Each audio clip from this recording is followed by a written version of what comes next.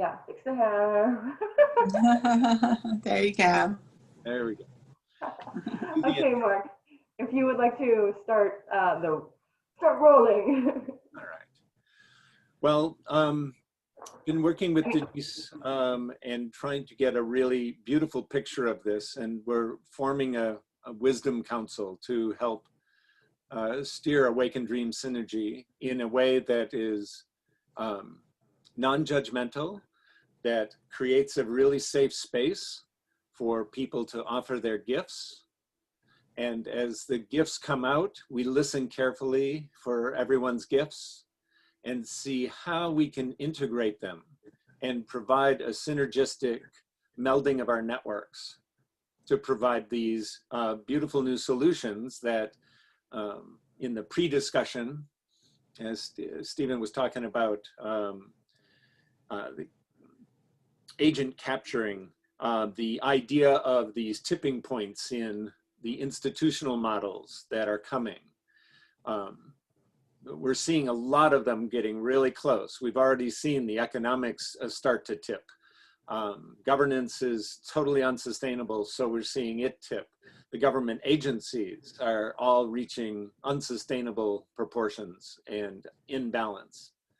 And so I think this group is really well suited for bringing some really brilliant minds together to look at the different projects that will start to really rise as an alternative to the failing systems.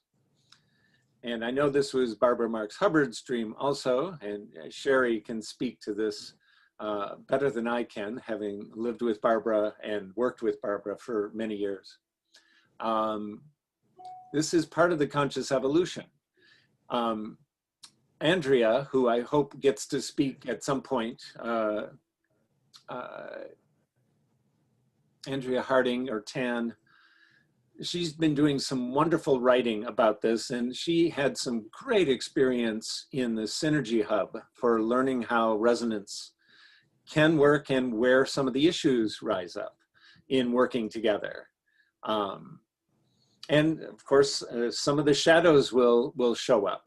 And when shadows show up, she's got a section in one of the charts that got posted to the Telegram group about grievances and reconciliation, how to resolve conflicts. I suggest that that is like when we see those coming up, unless we're saying, okay, this is my shadow, or we don't want to, shadows are like gifts because there is a gift underneath it. But in this kind of group where we're trying to do synergy instead of debug production, this group is a great way of helping us evolve as a working group.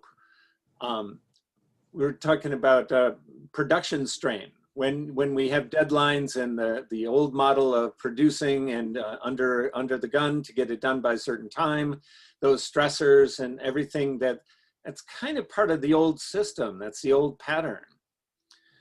Whereas if you are operating in a flow state and are working as a collective intelligence, things evolve much, much more rapidly. And there's no effort in a flow state.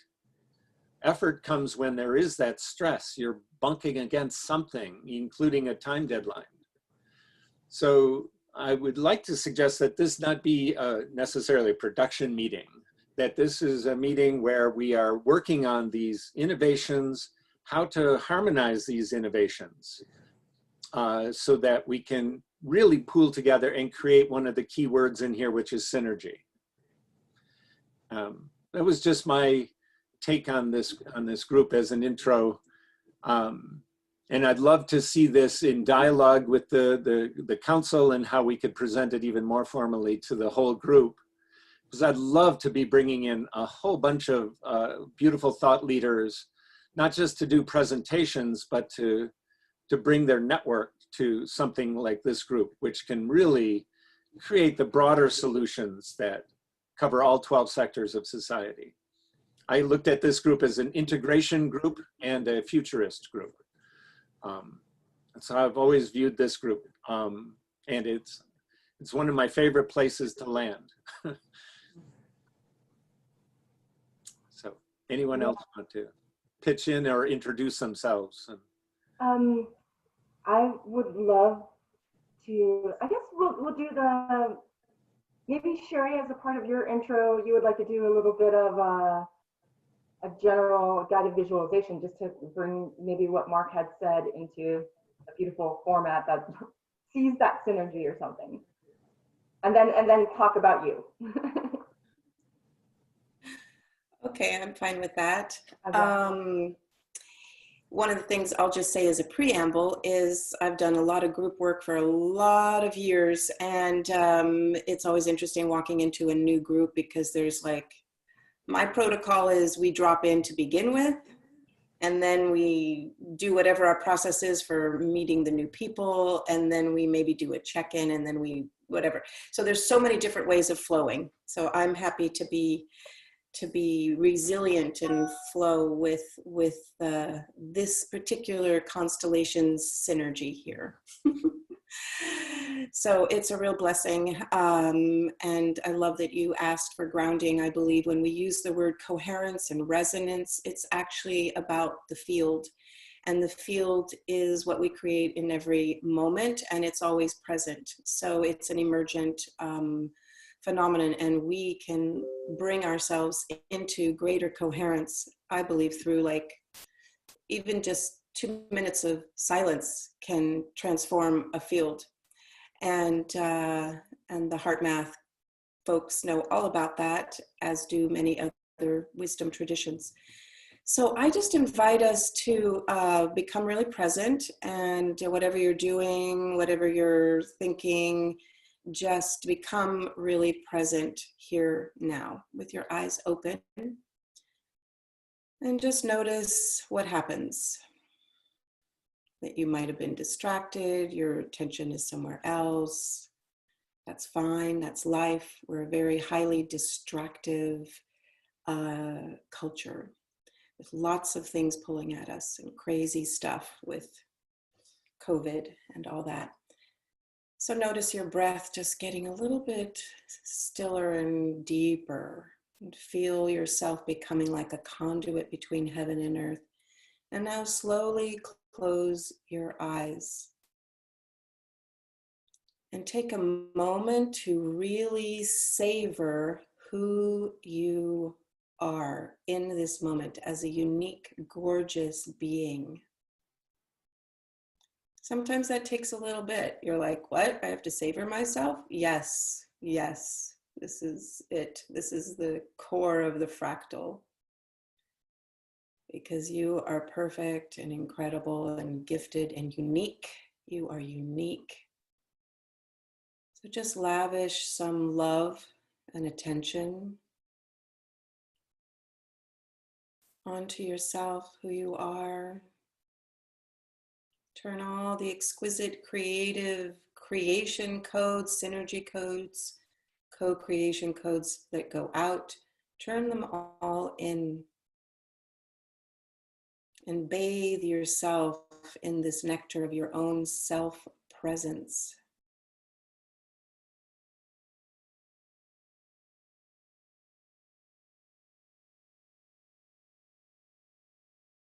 And notice a quality of coherence that is present inside you as your own body finds its greater harmony.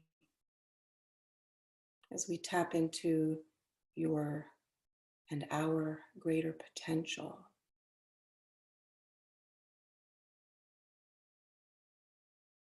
Feel yourself rooting into the earth of which we are intimately connected.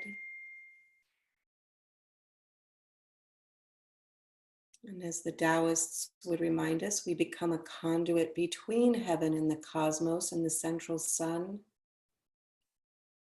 And our star brothers and sisters, families, and the earth. So this dance of creation is right here in us.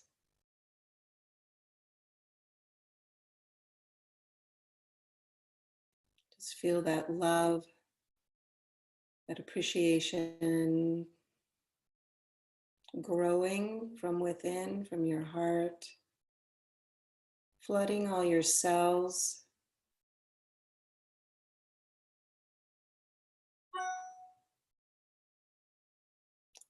The Eastern traditions tell us we have like 70,000 nadis.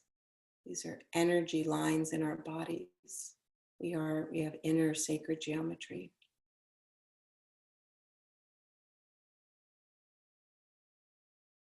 So we're turning those on as we step into, from this I into a we. And now, just with your incredible powers of attention and intention, connect to this group and to the beautifully named articulation from Mark, as some of the seeds of this group's purpose and potential. Just feel this particular constellation in time, powerful node in Indra's net, in the noosphere, in the inner net, in the internet. It's all connected. And now feel how that's different. And allow yourself to feel the resonance coming from each person and creating a whole. There's a field that we've just created. And we can feel each other in this we space more powerfully than we often imagine. We're energy beings.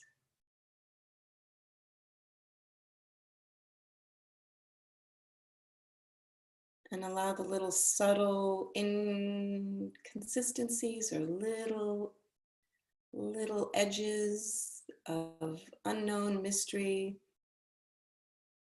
energies that love to be alchemized. We are a great alchemizing field. We can alchemize anything very quickly into a higher order.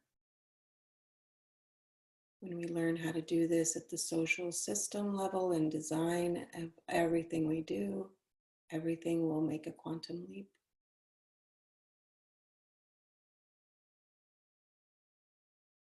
And now feel the center of this circle. The center is not any one of us. It is the center of this whole, in this holonic field. Always a part, always part of a greater whole, always part of a greater whole. That's the fractal. That's how we scale. So just allow yourself to attune as we take a few deep cleansing breaths into that we space of awakened synergy and what this call wants to be, and be able to take this field with us as we go through our day.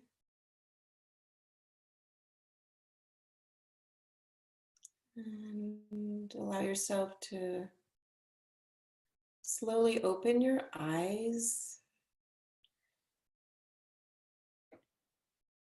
as you feel ready.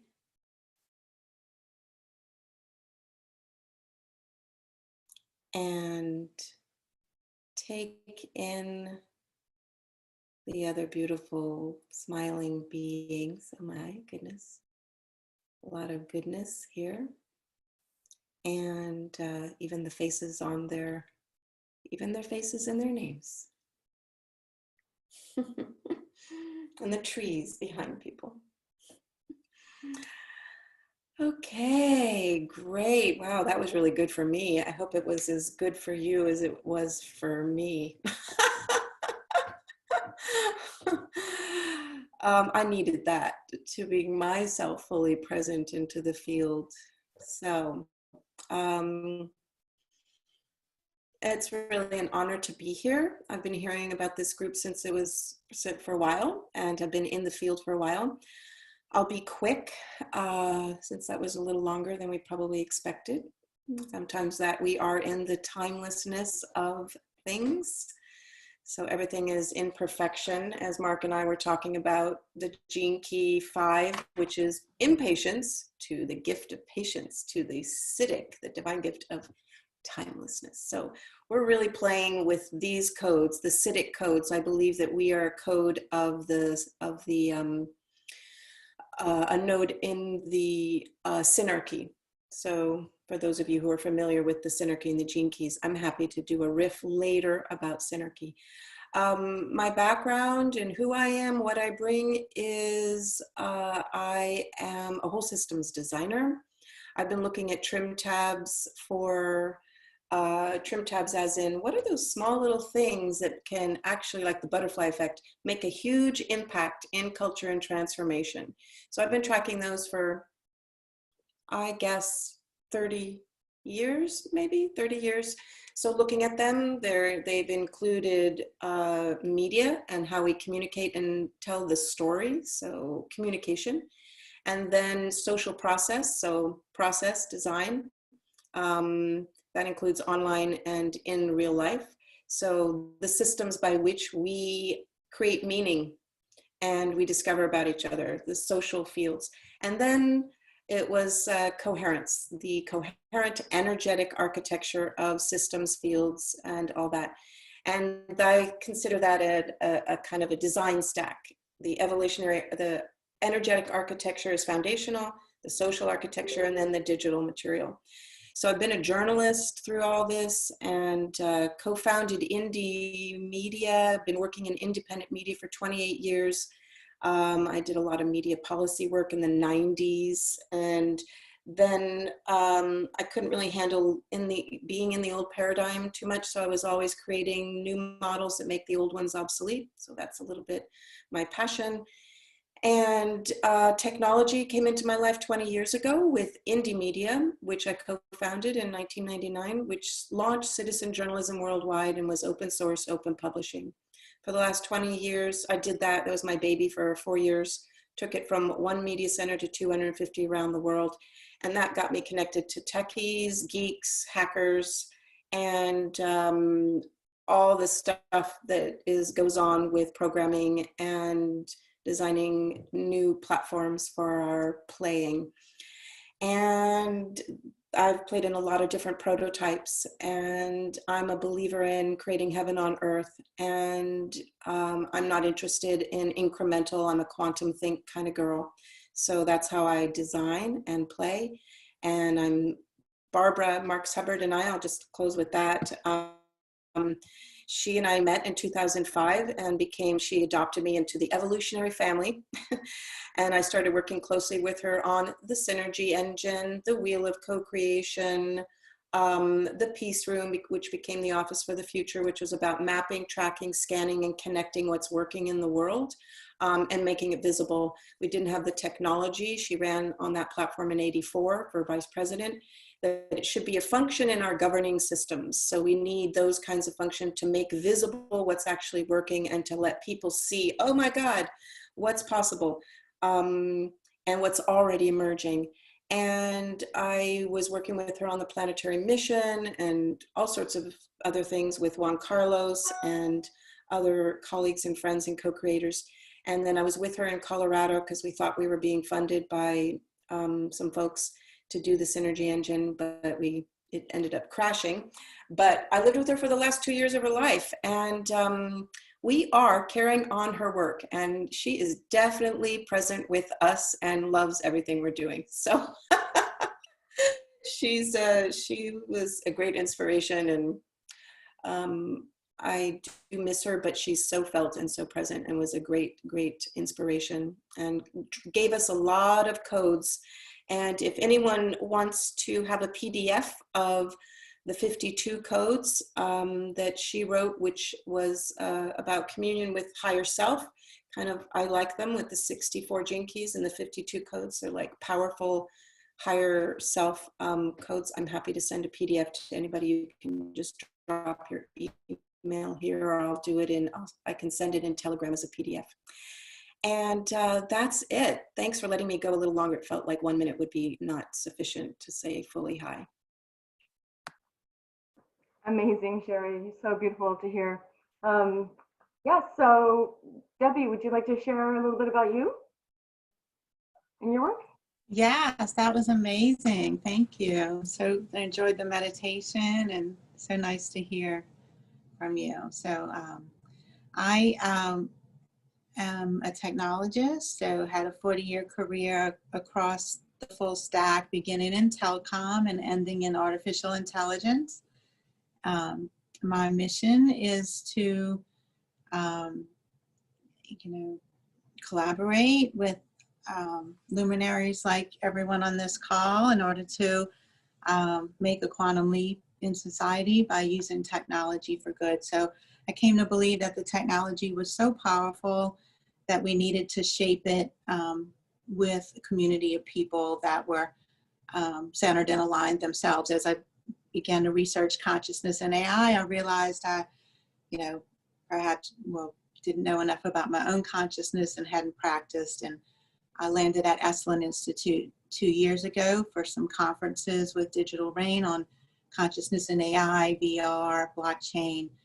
And that began my spiritual journey. And today I am excited to be working. I just wrapped up a call with a bunch of kids who are developing a dream tank headquarters within the virtual world of Burning Man.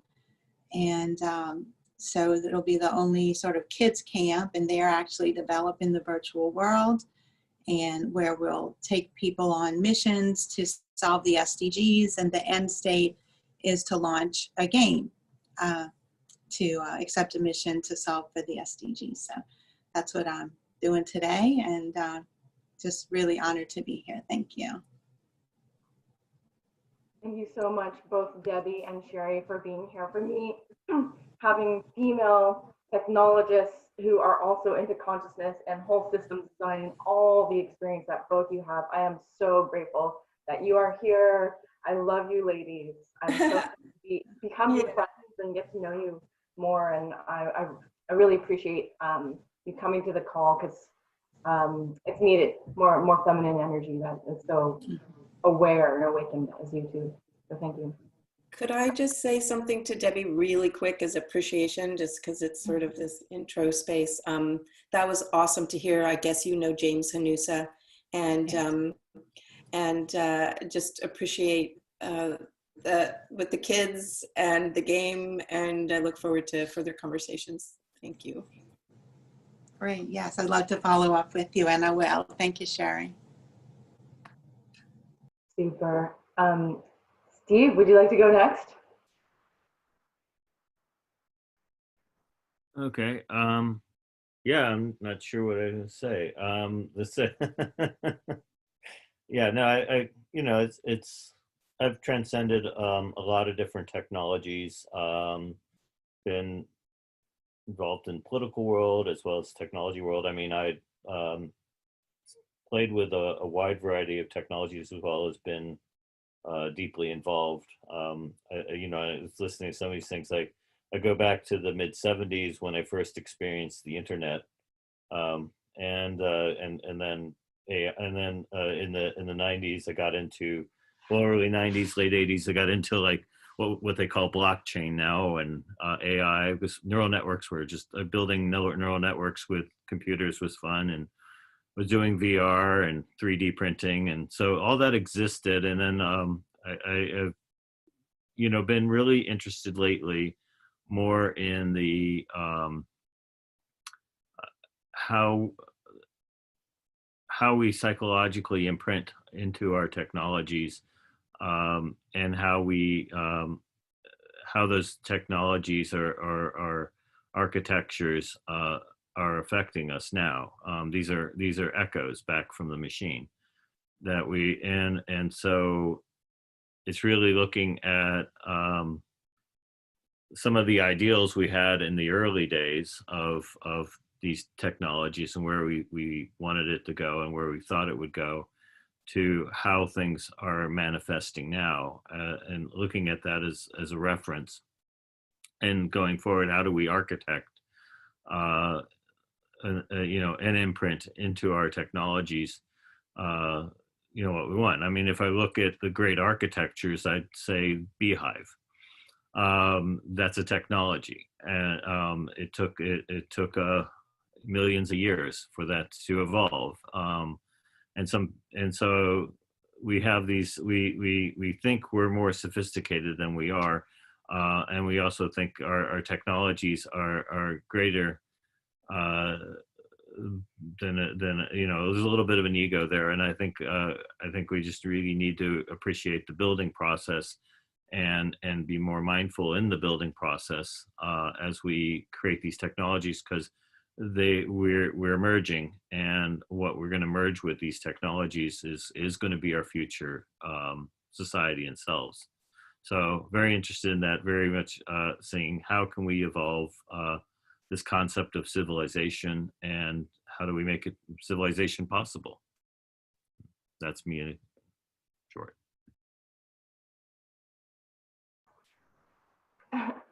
Yay, Steve.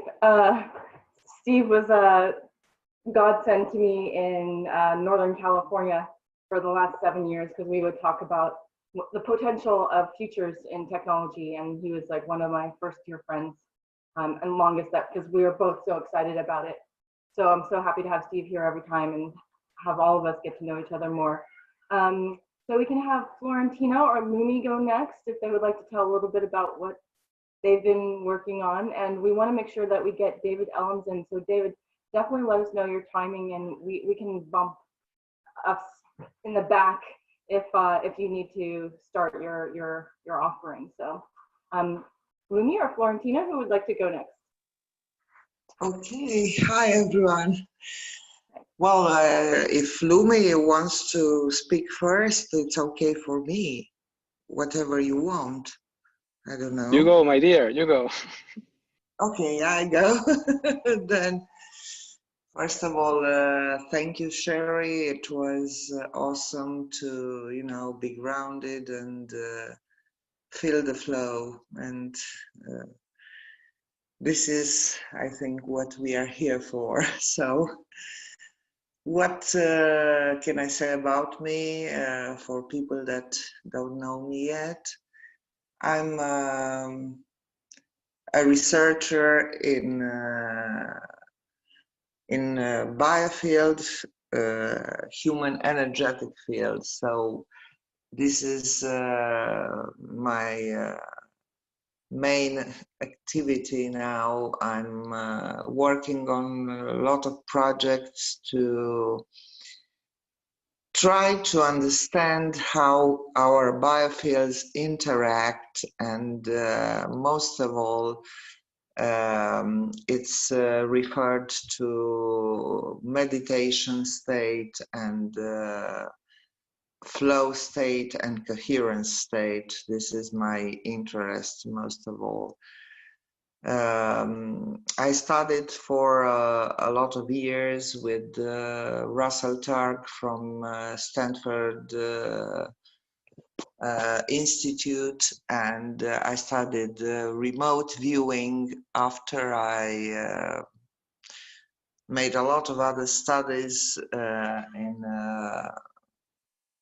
in parapsychology, and also a lot of research work with Italian researchers and international researchers. I worked in groups also.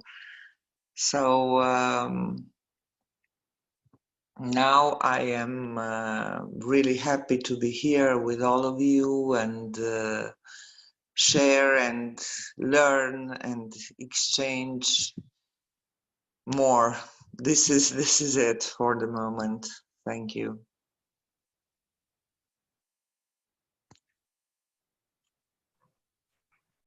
So happy to have you here, Florentina. Like, I'm just amazed at the people that are here with us, and so beautiful that we're all connecting from around the world.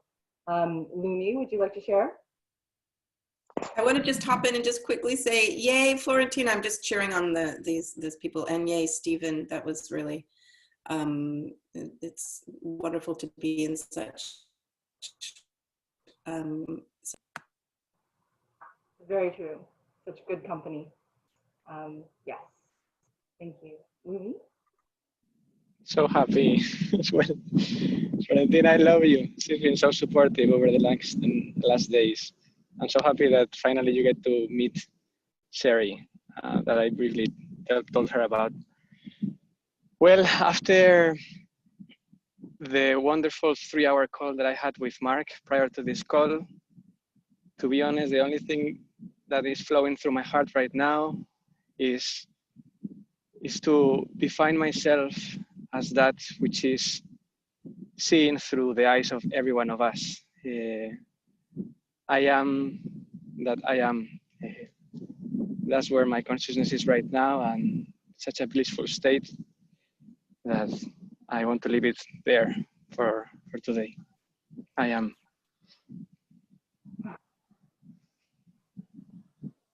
Well, Louis, we super appreciate you. I hope you know that. I mean, I think you know that. So thank you.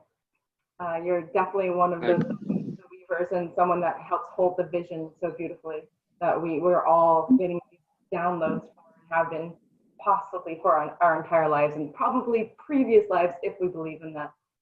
So cool. Maybe I'll speak a little bit about me since before David Ellams goes, and then so David, prepare after me. Will you be ready, David? All right, so my name is Denise, and my real name, I'm at my dad's house right now, so I'm just gonna say my real name right now.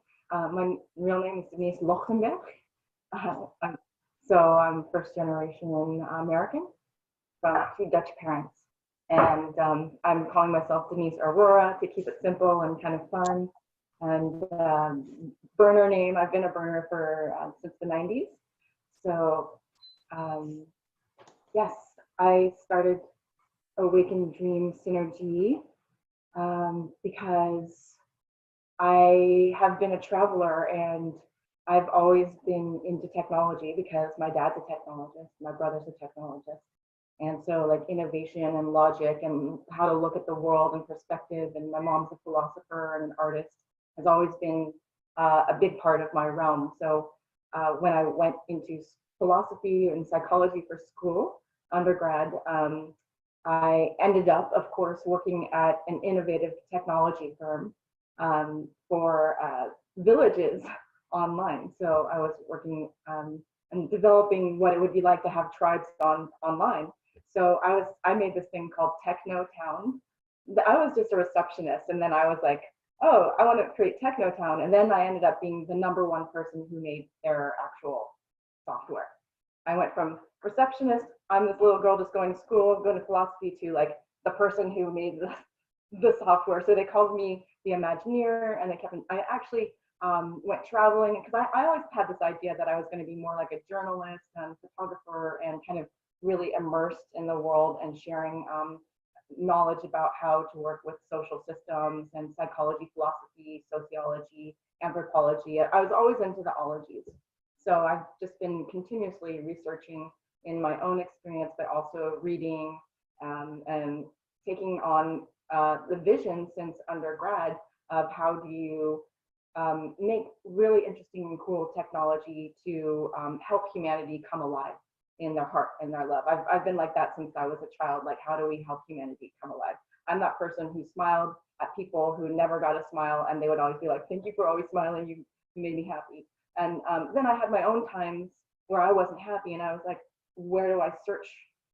How do I take care of myself? And because I didn't necessarily have people around me to take care of me. So I always went, oh, we can make these technologies that are for people to come alive, come happy, come awaken in their hearts and in their dreams. And so because I've been brought up in technology and I also was creating technology, I've constantly thought about one technology after another. And so I have all kinds of notes. I'm like Da Vinci with that, like, or I have it all in my head. But I've honed in on some particular ones because I've been doing this for a long time, and how to do it. I've also discovered how to do it, like how to work with teams and things like that, and how not to work with teams, because I've seen teams come together and fall apart, and I've seen teams come together and create magic. So I've seen these formulas, and so I've cleared and cleaned a lot of my own vessel so that I can become more aware of what's happening and being able to actually speak about it. So that's where I'm at this point after many years of working in technology for consciousness since I was born, basically, but then also actually since I was 20, 30 years. That gives you my idea. So, oops, I told my age. Not supposed to do that.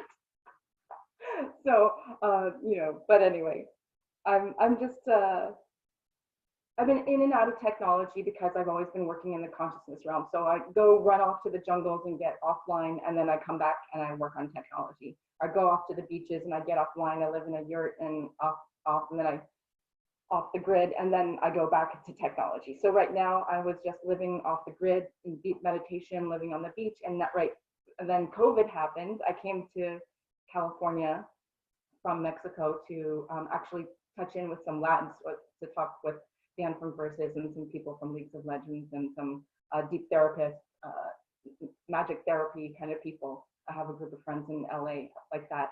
And so then COVID happened, and I ran up north to hang out at Steve's house and be like, what are we doing? And then I started this group because I was in a group, I was in several groups on Zoom.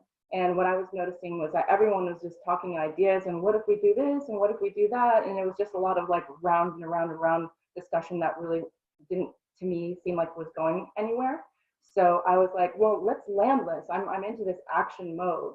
I've definitely been in that dreamy mode. What if we could? And then seeing that space where nothing gets done. So I'm super in this action mode. I'm too old to be in dreamland. But I've been there and I love it. So I created this group because I wanted people to share what they're already doing, what they're already working on, and to share their dream of what they want to create, no matter what level they're in with their, like if they're just, I even helped people write up their presentations and their original documentation because I wanted them to have their dream to come out. So then that's what I've been doing, like facilitating and advising people like, okay, well, you can do this and you can do this, like cheering people on and giving them actual concrete advice.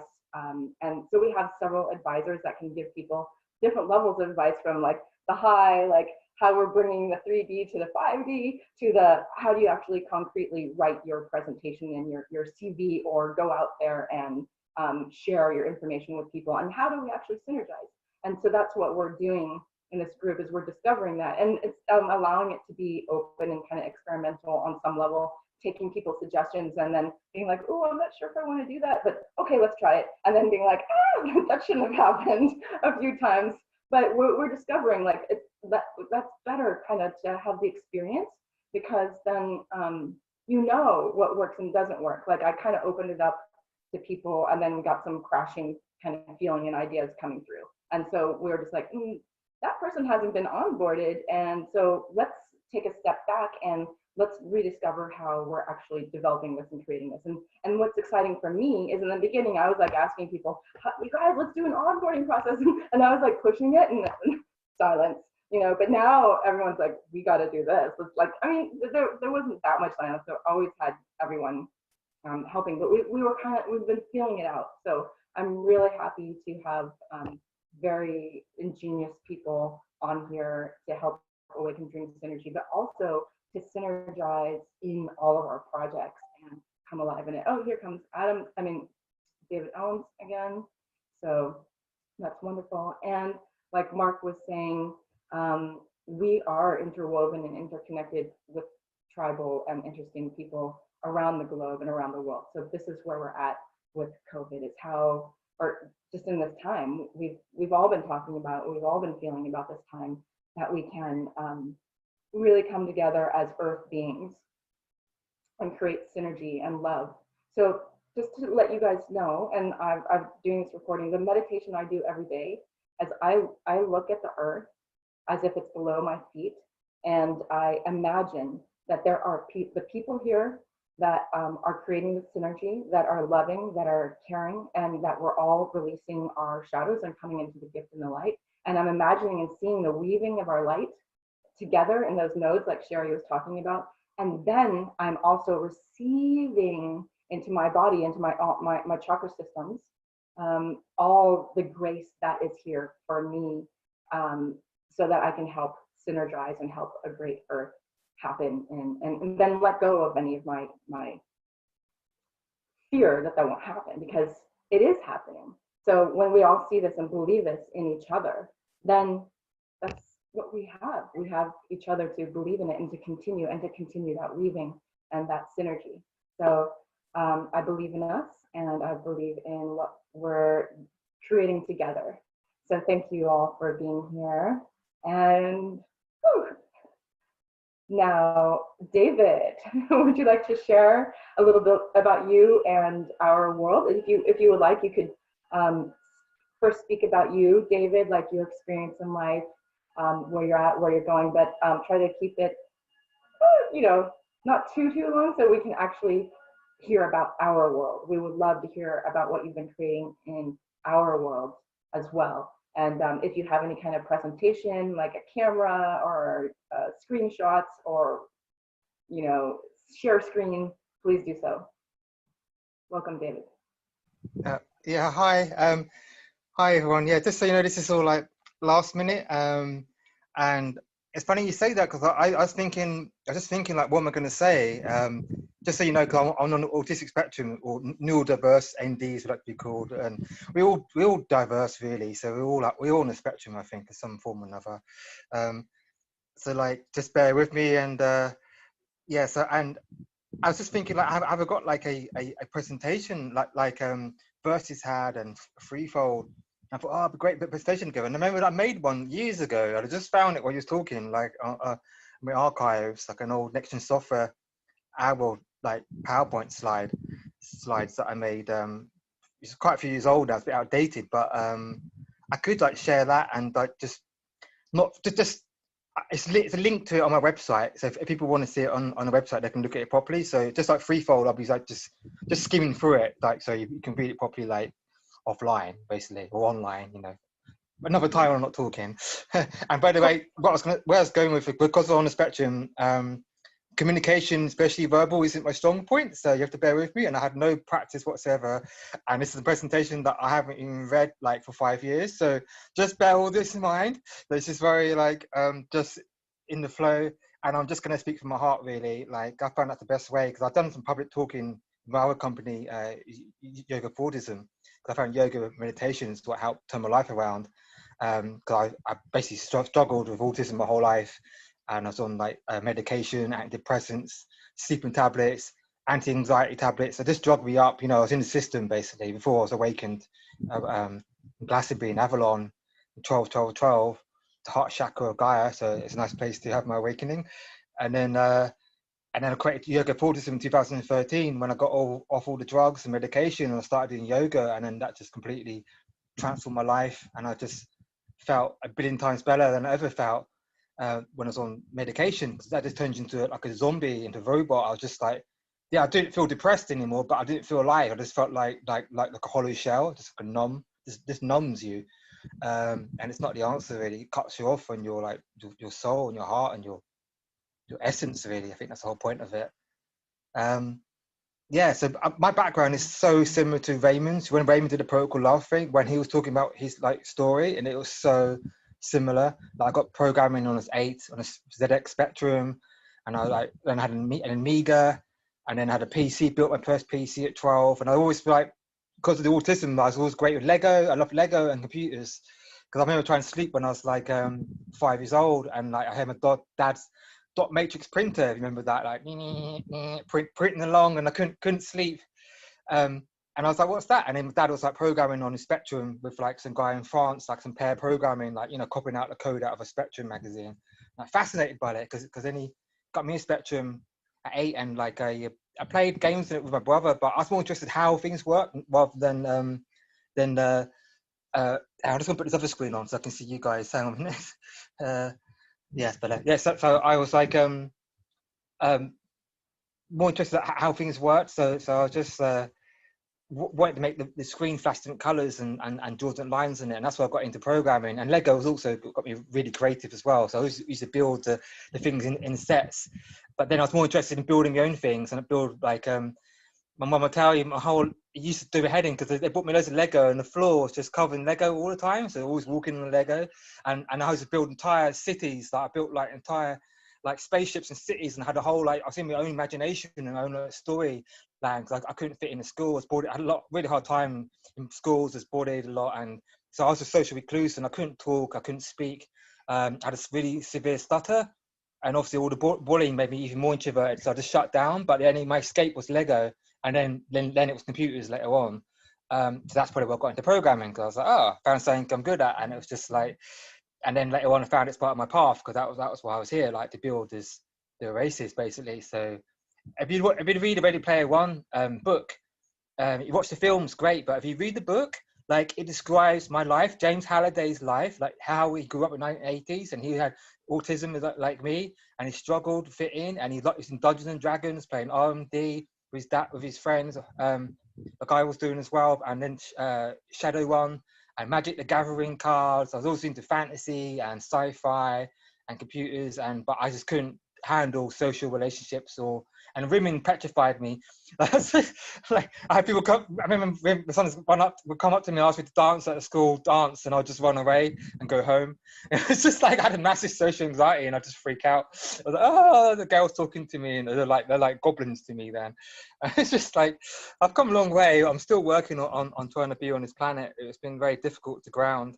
And that's where the yoga, the real turning point is yoga, and going to university. Yes, when I started coming out my shell, and I learned to talk, and then I started my career, and I found, oh, I'm good at something, and I got like a first class honours degree, and I was got top of my class, and I thought, oh, I found something good at, because up to that point my self-esteem was rock bottom, and I was just like couldn't just didn't believe in myself. I was so depressed all the time, but then I found something I was good at, so that was an anchor point for me to build on, and then I just focused on my computing degree career. Then I went from Nokia and Microsoft, all the big names, and then I used to get so frustrated because I thought everyone else was really slow. And I was like, why aren't you getting this? And I realized it's not them slow, it's just me. My brain was running a lot faster. And I was like, oh, it's not you. Because it's so frustrated. People thought everything was stupid. I was like, why aren't you getting this? And like it's obvious. And I was just sitting in meetings and like planning stuff. And there's still like really social anxiety then. And I wouldn't say anything. And then like I thought it's obvious, I see the answer straight away to the problem. And it's been weeks and weeks and months like having these meetings, and then they come up with like something that isn't as good as what I had in my head like months ago. And I was like, I should have just said, like, I didn't want people to laugh at me, because people always laugh at me, and I have so much fear of talking socially, so I just like don't talk. I just sit in the meetings and never talk anything. And then I went for Nokia, and they said I was the best contract they've seen. And I remembered I just like was learning like the smartphone, the Windows phone, and I never like seen a Windows phone before. I never had a smartphone, and I remember just spent weekend looking at the API, and I just downloaded the tutorials, did all the, and because the autism, I remember everything. It just stores in your head. And then I had a phone interview. I was the only one taking on the phone interview. Everyone else had a second face-to-face, and I went there, and I knew more about their phone than Nokia did. I was there, and the chief architects of Nokia were asking me how to program Windows Phone after like a week of being there. I was like, okay, so I'm a bit different then. And that's what I started realizing. And then do you know what happened? They fired me because I made everything else look bad. And I kept telling me to slow down. They're going, you're doing too much work. The boss actually pulled me aside and goes, can you slow down? You're doing too much work and you're making everyone else look bad. And I was like, but I'm meant to be doing, because you guys, there must be bugs in your code. You got to take time. You got to take time and quality assure it more. And all my stuff flew through the best, like no bugs found. The quality assurance couldn't find anything wrong with it. And then he just got egg on his face, and he wasn't a very nice man. And then he just like fired me. And I was like, all right. And that's when I started creating my own company. I was like, right, I'm not working for anyone else anymore, because I can't fit in. I'm a team player. I love people, but I just like, unfortunately, people like come, for some of you probably the same as me, from a corporate background, and it's dog-eat-dog world and politics and backstabbing, and has so much people like sabotaging behind the scenes. So let's say one thing to my face, I got my back, like a guy in Nokia says he's got my back, and then he betrayed me. And that's why I started learning that you can't trust anyone in the corporate world, and it's just horrible. And I just love doing my job, and I always had a passion. I'm always very open. I didn't keep knowledge to myself, and I was always very loving and too trusting. And people took advantage of my kind nature, and then like play games. And then I got fired a couple contracts, not because of my productivity, just because they knew how to play the game, and I didn't know how to play the game. And I just like, and I just then had an awakening, and I realized that, that's why I'm not with my people. Like now I'm with my tribe, I'm with my people. But then I was just like in a really hostile, fear-based corporate world. I was working with like KPMG and HSBC, like in London. And I was writing in like the Canary Wharf, you know, like the Isle of Dogs, you know, that's like the Heart of Darkness, like white with Barclays and very dark energy. And that's probably why I was sent there to like trying to transmute it. And it was like very, I enjoyed like the getting a name on my CV, I guess, but other than that, it was horrible. It was just really like dog eat dog world. And anyways, that's a bit about my background. And then I had my awakening 12, and then I had all these downloads in 2013 for Our World, Yoga for Autism. And then that's when my life started transforming, and I then started doing like a public talking for Yoga for Autism, and basically I just say briefly, like I remember the other night, like part of my download was I created a training course to help people with autism, to like give them free training, and then to make apps and games, then help build Our World. But that's how I'm going to get all the people. You know, I'm struggling to find developers, and I got a download again the other day, and I remembered at 4 a.m. I was like, oh my god, that was my original thing I got in 2013. That's how I find the developers. It's a training course because it's like open to everyone, and it's a domain called yoursecondchance.icu. So I see you, like I feel you, I see you, I haven't forgotten you. Like it's the people of the world forgotten and like turn their back on, like the disabled, the homeless, prison inmates, kids on the streets, drug addicts. That's what I made the course for. It's because some of them are like genius programmers, and I just need someone to give them a chance. And just to teach him. So that's what I'm going to start doing again. So you see me start to push that again soon. That's how I think I'm going to find the developers. I'm feeling it, because everything else isn't working. I'm struggling to get the funding. I'm trying to offer people cryptocurrency, equity, and no one's like wanting to like come on board. So I'm just like, I think it's because the training course is the way it's got to be. Like I've got to like open up again. Originally it was for autism, but it's I think it's kind of like, yeah, and especially now with the COVID-19, the lockdown, and everyone else is at home, like, and then recession. So I think it's a perfect time. So like this, you said, this COVID-19 is actually, it's challenging, but it's also a golden opportunity for us, like to build the solutions and to like shine the light for people to see and give them hope again. This is why like the whole Superman thing, this symbol means hope. It's to shine that hope thing. So I'm getting back into my essence, who I really am, back into my 2013 me, when I was just like really happy, very super positive, and always just full of light and hope. And I was 98% of the time always happy. I didn't have like dips and that. But the last the last year it's just been relentless. It's been ridiculous because it's always darkest for the dawn. So I just think it's just been scraping the bottom of the barrel and really healing some childhood traumas and things. And yeah, I'm sorry, like I said, I'm not very good at this presenting things. So I'm hoping that I do my best. And I just see Lumi's like I like it. Like the Justice League's here today. She's got Superman and Batman on the call, so that's great. And I think we're all superheroes, really. We've got to find our inner hero, and that's one day I'm going to write a book called The Superhero's Journey, because it's a hero's journey, and I want to write the superhero's journey, and that's going to be my autobiography, basically, about my life story, about basically what I've been talking about, but a bit more detail, everything I've been through, because it's quite a lot more darkness to what I've been through. But like we all got our stories like that. I think most Starseeds, like we've all been through some serious shit basically to get to where we are. So I think that's enough about me. I think I don't know. I hope it's right. I don't really know how this format works, so I'm trying not to talk too much. But basically, I have got a presentation, so I could do a screen share of that if that's helpful, and then just briefly. And by the way, it's the first time I've done this, so I'm gonna have to work out. It's quite embarrassing, a techie. I know the program, but I've never done a screen share on Zoom before, and I haven't even done a PowerPoint presentation like before. So I'm just gonna see what happens. That's perfect. Just so you know, a lot of us are like that. So we go between the people that super are ready and those of us who are still getting ready. We're all of us. So welcome. Thank you for your story. Love to hear it, and thank you. Is that working? So can you see that? Yeah, you can see. Yes. Yeah. Okay. So I'm just gonna like I said, you can look at this properly or offline. but I'm just going to briefly just touch on it because it's better talk from the heart. That's what I learned when I was in the yoga Fordism presentations. Like when I used to read from the script, it was just like a robot, like you're talking from your head. Then it's better just talk from your heart and let it flow, I find, rather than trying to read everything that's on the screen. But basically, yeah, you know what the problem is. This is for investors, by the way. Just bear in mind, this wasn't. I got to do a new one, which is more geared towards our tribe. Like, got to update it. Remember, this is out of date. But yeah, you already know there's a big problem in the world. So I wrote this 5 years ago, and now it's even more true. Like the ticking time bomb we're in. It's just so yeah. So hopefully, we know we need to find a solution to the problem. So and basically, I think the solution is like, if technology is like, people say it's bad, but I think it's the way we use technology. Technology is not good or evil. It's just the way we're using it and the intention behind it. Like, unfortunately, Google's and Facebook's and big tech's intention is about profits, social engineering, censorship, and much darker agendas as well. People are aware of some of the things they're up to. So it's just the way we use it. And I think we've got a moral and social responsibility to use technology for good. And rather than evil, basically, and that's why I left the evil circles in London and the corporate world, and then I started like working on this stuff. I think some of you are pretty aware of our world, but basically, trying to summarize something, it's like, this is why, like, if you know Brett and Andrew, like, I think most of you do, and we all download different parts of the same thing, really. Like the Infinite World game, Brett Minster Fuller.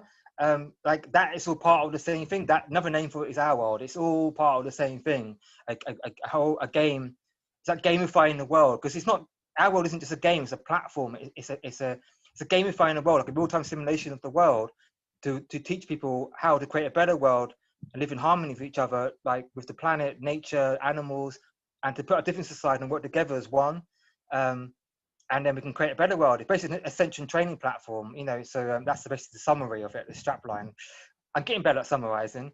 And it's much more, like I say, if you've seen Ready Player One in the OASIS, that's what it is. It's a fully unified, integrated experience. It's not have all these different apps and different operating systems. It's just one login, one essential portal. And you've got like the smartphone version, which is like a geolocation game, bit like Pokémon Go, but much more evolved. And I had downloads of this before Pokémon Go come out. Like I saw this before. I mean, one day I was like in the bathroom or something, and my girlfriend at the time came in and go, they're making your game kind of got talking about my game. And then Pokemon Go was released, and she said, oh, is this what you've been talking about? I looked at it, I was like, ah, interesting, caveman, but nice try. You say archaic, but on the right path. It's because, like, most of our started with visions, we see the future. And so the smartphone version is like a Google Maps, Google Earth replacement, like a decentralized, distributed version of it, because it's built on holochain, which most of you probably know, which is a decentralized distributed architecture. So it's like a crowdsourced version of that. And then you can do quests, and it's about getting people out into parks and into nature. And basically, I target originally because I wanted to get kids out and teenagers, out of the bedrooms. They're all glued to their phones, and you can't get them off their phones. So you have to reach them through technology. We're in a digital age, so the answer isn't just to like run away and like live in a field like most hippies want to do. And I'm half hippie, half geek, so I love that. I love festivals. I love like sitting around a campfire, singing Kumbaya and strumming a guitar. But like, it's not going to really solve the world, is it? Like escaping. That's what the Ready Player One was. It's this dystopia because we're all escaping either to a field or into a VR. We've got to use technology to create a better world, and that's what we all like on the same page with, I think. So that's what the smartphone version is geared toward: get people out of the bedrooms into nature, like doing quests. So you go into, so basically on a map it will say like, here, it's a quest in your local park. You go to the park, and then like you look for your phone, and then augmented reality will happen, and you look at a tree, and the tree will come alive and start talking to you, and it will say like, oh, how are you? And I lost my acorn children. Can you help find them? And then you go on like a little mini treasure hunt around that park or another park, and you do like quests with your friends and family. And then you can do like, so it's encouraging like teamwork and creativity, leadership skills, and it's basically getting people to do fun things in parks. It's all about getting people into nature in gamified ways. Yeah, you're still using technology a little bit, but at least you're using it in a park rather than in your bedroom, not lying in your bed, not getting any sunshine, and you're not grounding. And And then you can look for your phone and you get like a holographic overlay of sacred geometry, like a mandala. And then you can build that with twigs and stones. So it basically turns everyone to light workers. You start building, we get everyone building sacred geometry and mandalas all around the world. And it's basically, it's going to be raising the vibration of the planet without people realizing it. And you have things like dark towers, which are 5G towers, and use orgonite to transmute them into light towers. So it's basically, it's a light worker training platform and recruitment platform, an ascension training platform, disguised as a fun, gamified game, like a World of Warcraft alternative. But later on, when you level up in the game, because that's the next part, what I'm saying, you gain karma with doing good deeds, and when you progress in the game. And then you gain special powers and superpowers. You can fly and you can teleport. And it's telekinesis. It's incentive to keep raising your karma level. And karma is teaching people, to be good in the world. And when you get to a certain level, then you unlock like the Temple of Truth, and you go into the Temple of Truth, and it reveals to you, by the way, all this game is real. Everything you've been learning, these lessons, is actually a simulation of the universe. And then you get the boom, the download, and you have like a guru comes to you, your higher self comes to you, which is the AI in the game, and it says, by the way, I'm your higher self, and I've been preparing you for this moment. I'm now I'm talking about it, I'm still getting downloads. When I talk about it, I'm still getting more and more, because this isn't my project. I'm just channeling it, and I'm more I talk about it, the more I see of it, and more we anchor it, the more comes to me. And sometimes when I see bits, I'm like, holy, F, this is gonna freaking blow. This is gonna change everything. When Lumi gets the downloads, so hopefully you guys will start seeing it more and more. When you get it, when you get it, because you'll just be like, you won't be able to breathe. You'll be like, oh my God, you're just being pure ecstasy, like bouncing off the walls. That's when you get the download of our world, when you see what it's gonna do to the planet. But our world isn't mine. Like I said, I'm just a seeder of it, because now this is the fun part. Everything plugs into our world, because you have like satellite apps and games to plug into it through the OASIS API, which is what connects everything to everything. And that's basically like a way of sharing like your essential avatar and karma system with like apps and games, like websites, games, apps, and like say like a mindfulness app or meditation app, or anything like self-help app, or say. So as you progress for the app, you gain karma as you improve in yourself.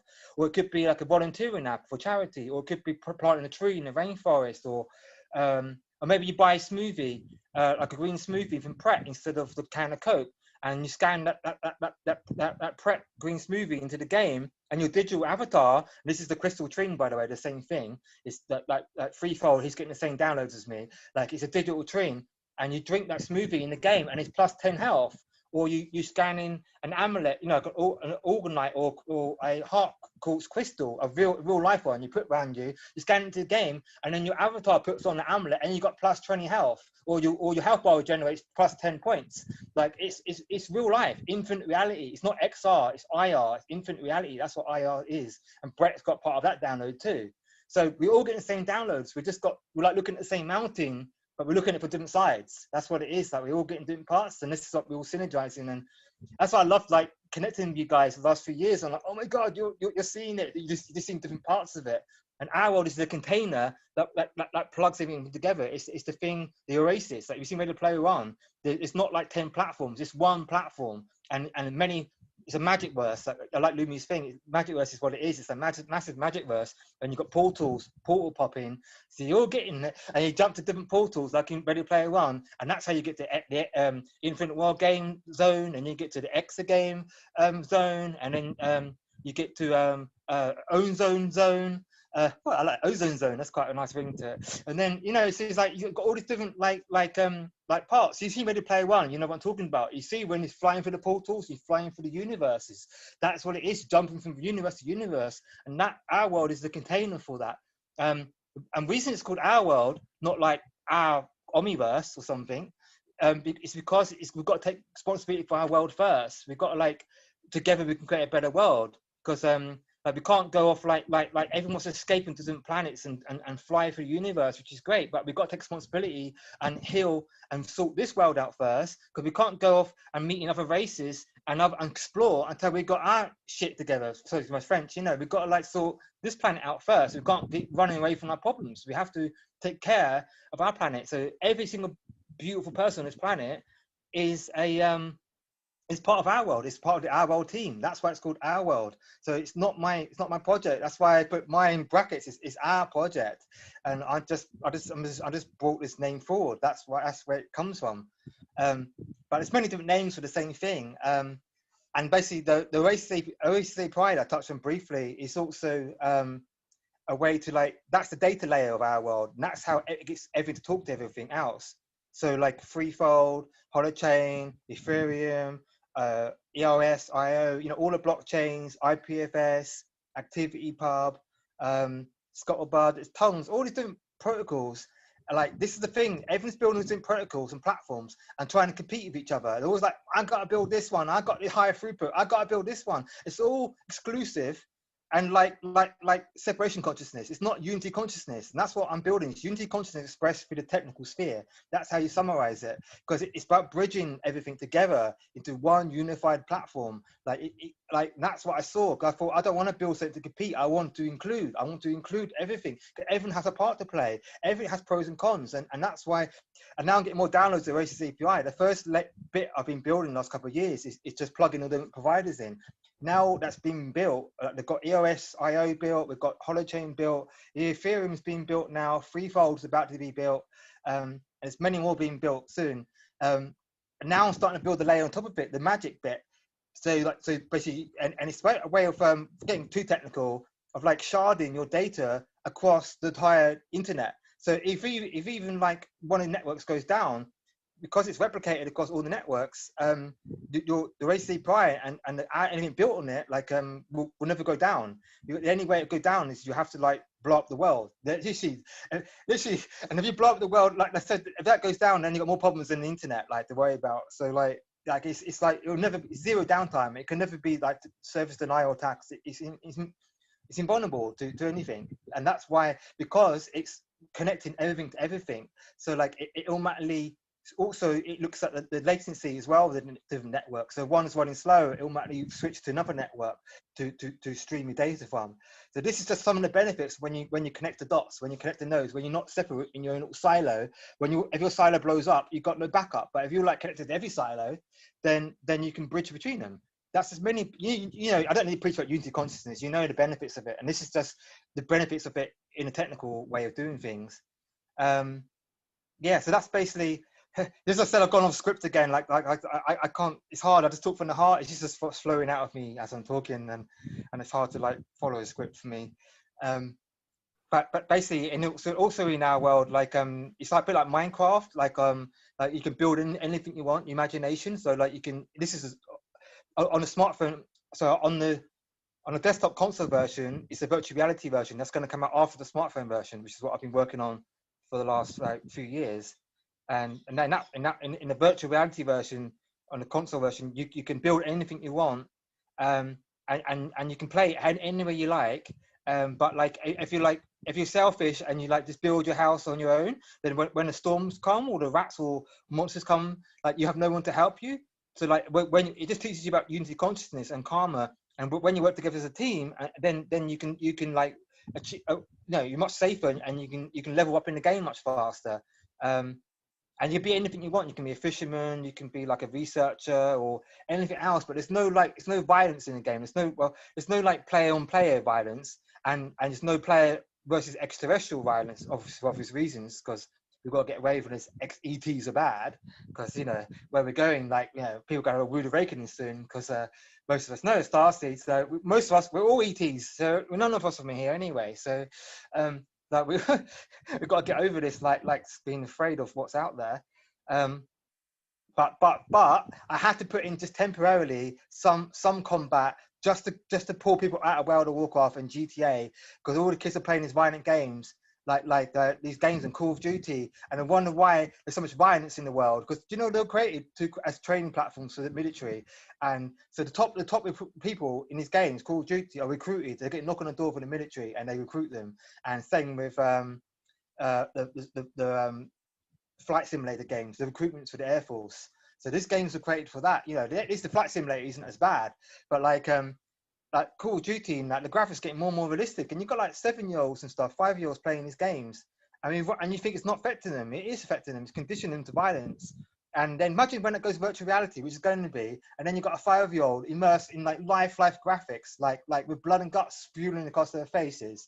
And like, can you imagine that? Like, that's what I saw. I saw a vision of that dark future. And that's why I thought, we've got to change this. We've got to use VR to bring people together and teach the kids the right life lessons, because they're the future leaders of the world. And that's my biggest incentive, because I have a daughter as well, like a 10-year-old daughter, and I want to create a better world for her to grow up in. I don't want her playing all these violent games. Like, but just temporarily, I had to put in, like, you fight. Sometimes you have like the dark AI, which is like Skynet, and like it has the killer robots that sends to attack your villages and things. And you have like zombies and monsters, but not in a scary way, kind of in a more cartoony kind of like way. I'm still working on how to work that part out. But that's just to get the people out of the games that are really violent, and then we can slowly teach them that violence isn't the way, and once you raise the vibration in the game and you level up, then you transmute the darkness, and then basically the dark AI and monsters and zombies just go away. Like you rise above them, you come a vibration when you don't even match that the darkness, and then we all send. So in the game, the whole point in the game is to send the planet. And it's a collective vibration bar. You've got your individual vibration, which is linked to your karma and your level, and you've got the collective vibration, and you emanate your aura and your field. You can see people's auras in the game, and this is when it touches into Soulfree API. You can see people's auras and their real-time emotions. So the real-time emotions on their face will look like that. So if they're sad and angry in the game, in real life, I mean, you'll see it in the game, and you go and hug them in the game. Have you got, especially got like a haptics feedback suit on? If you've seen Ready Player One, you know what I'm talking about. Then they'll get that hug in real life, and then you gain karma, that kind of thing. So then you level up. There's so many possibilities. I'm only giving you little examples of what's possible. I've got a very big imagination. My imagination is just pulling in the information, galactic information. That's all it is. It's alchemy and information. And if you want to know this, angels and art, Cinder Masters working to me. It's got alchemy energy and angelic light codes, and it actually rewrites your DNA and upgrades your consciousness while you're playing the game. So it's much more than just a 3D game. It's actually upgrading the consciousness. So to get them off the other games, over time, just being in our old energy will transmute them in real life while they're playing it. It will actually reprogram not only the minds, undo all the brainwashing. It will actually start rewriting the DNA and level them up. It's mental, and it's not mine. It's just like when I see this stuff, and I'm like, oh my god! It's like, and that's what it is. As a summary. So that's the one slide. So there's basically other slides, but basically I think it just goes on. This just talks about what I've been talking about. So I probably won't. I'm just going to skim through this now. Sorry, I'm not good at following scripts. I just flow from my heart. But I think basically it's just saying the same kind of things. And this is all on the website anyway, so like you guys can go off and have a look at, you know, you want more information about it. Like it's the first AAA massive multiplayer online game, like, and 2D social network. It's an app store, and it's, like I said, bridging everything. So it's like a technical. It's the first time technology has been used at this level, and like it uses like EEG headbands and Mohan's Soulfree API, the harmonic heart coherence. All this stuff is built into it, and many more stuff, and you know, biofeedback. Just because I need to know how to feel. It's not like it's a fine line about like using invasive technology like transhumanism, like it's the dark and the light mirror each other. So like they want to turn us into cyborgs and implant us with technology and plug us into the hive mind, turn us into the Borg basically. But I want to use that technology, not plugging it into us, but just to feed back the emotions and to level you up and use it to look at your chakras and work out what you need to work on, like, and integrate gene keys and human design into it. And then you can, yeah, Mark and Chris Larkin, me and Chris took some serious, crazy downloads we had in Bali about how we can integrate gene keys and new map and HoloWeb and our world, and he got the downloads as well. And I'm not actually, Chris didn't get it to start off with, but we had a medicine session once, and that's how we found how we managed to like synergize and get a heart coherence going. And he got the download, and when he got the download of our world properly, he was literally jumping up and down. He goes, "This is the event, this is the event, this is the event." He's got, "This is it," and he's like literally climbing the walls. So like, yeah, you got it. That's when you know you got it. When you got the download, you literally were bouncing up and down. You'll be like, bing, bing, bing across the walls, because the energy of it is so freaking intense because it's pure ecstasy when you get the download. It's just orgasmic ecstasy. That's when you know you're on the right. So it's like this is channeled from a very high vibration, from higher angelic realms, and that's where it's coming from. So that's when you get that feeling. When you get it, you feel the feeling. You know, that's how it works, the energy. Hope I'm making sense. This is probably the best I've ever described it, by the way. So glad we're recording this call, right? Because this is probably not bad for me. Because normally I'm not so good at like trying to explain it. This is one of my CDs, you call it. Is it on Gene Keys? Like one of my challenges is communication. So, and this is basically what I've already talked about. The smartphone version and the iWorld version.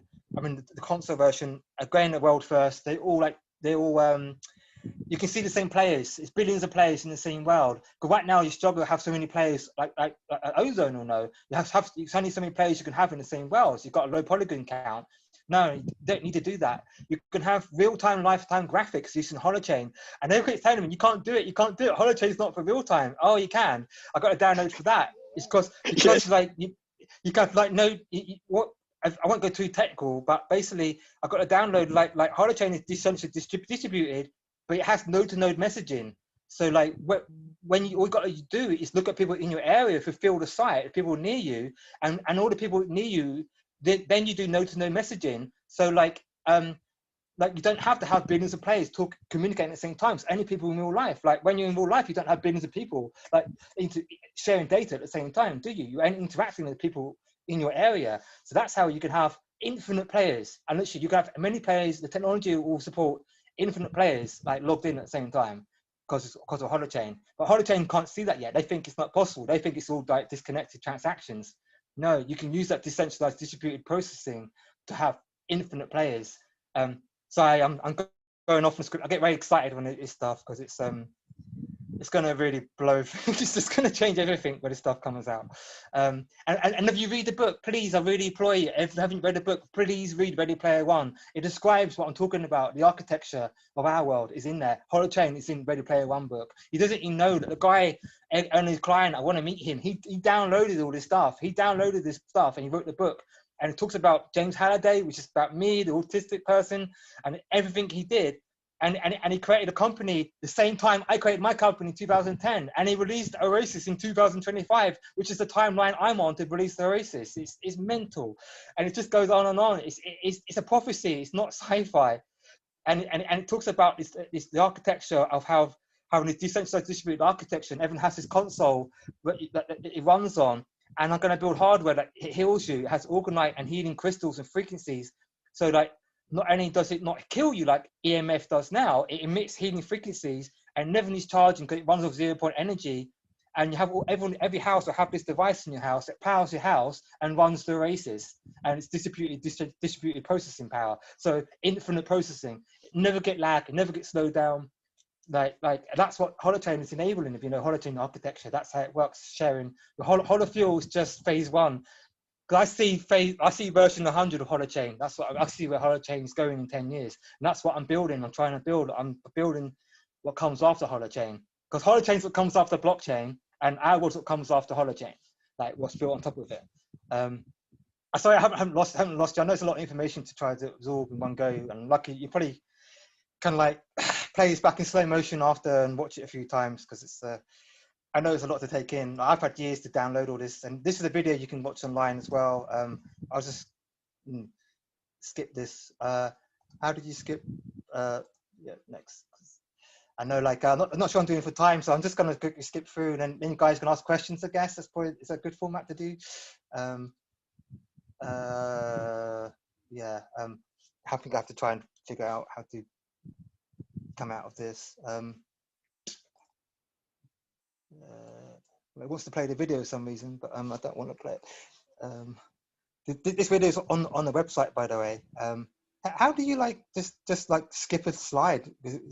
Unfortunately, it's in YouTube mode now, so that's great. Like I said, I haven't rehearsed, so this is just like me trying to work out how to use my computer. There we go. Yeah, and then can you start again from here? from current slide. There we go.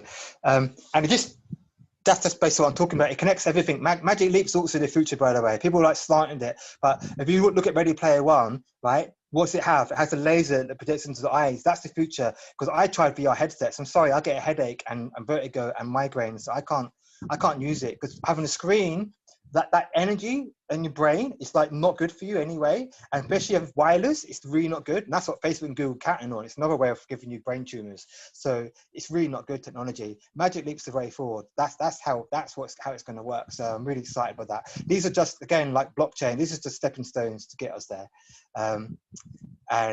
These are just sort of stuff we're talking about. Connect. Oh yeah, you have real-time emotional, like facial eye tracking, facial recognition.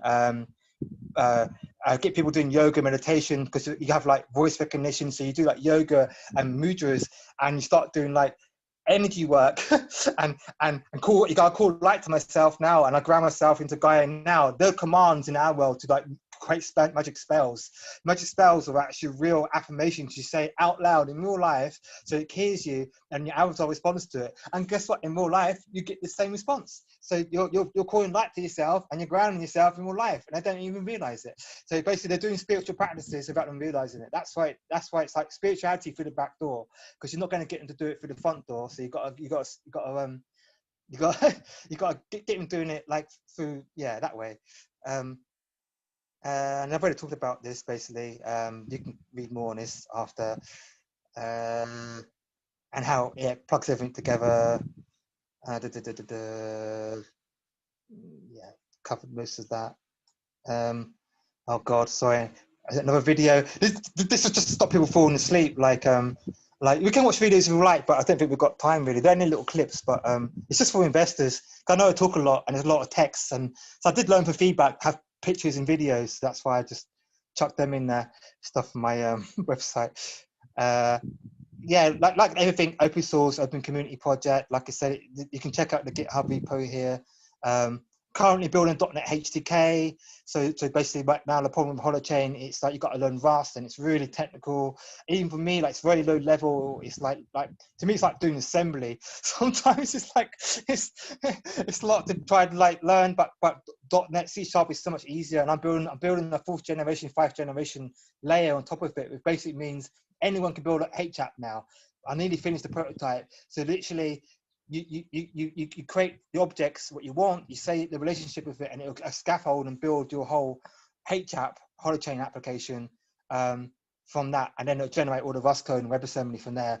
And I just built that in the last week, and then that's going to revolutionize holochain. So hopefully Art's going to help support me now, because that's going to like revolutionize holochain. And then I'm going to build the ODK, which is the OASIS developer kit, which is going to bridge on top of that and allow people to like then talk to Ethereum, EOS, and you can call like a EOS or Ethereum smart contract from Holochain and vice versa. You know, we've got all these silos, and smart contracts can't break out the silo. So that's the whole point of that. So all the other stuff I've already said. That's really old, but that's 5 years. I haven't updated these slides. Yeah, like I said, Karma has to be baked into the new Web 3.0. It's such a core part. And I've read this amazing book. I don't even know Magenta Pixie. I'm a big fan of Magenta Pixie. She channels the thing, The Right Wing Collective Conscious of Nine. I don't know if you can see this book. Can you see it? This book's really good. It's like the lessons of Lemuria, and it talks about karma.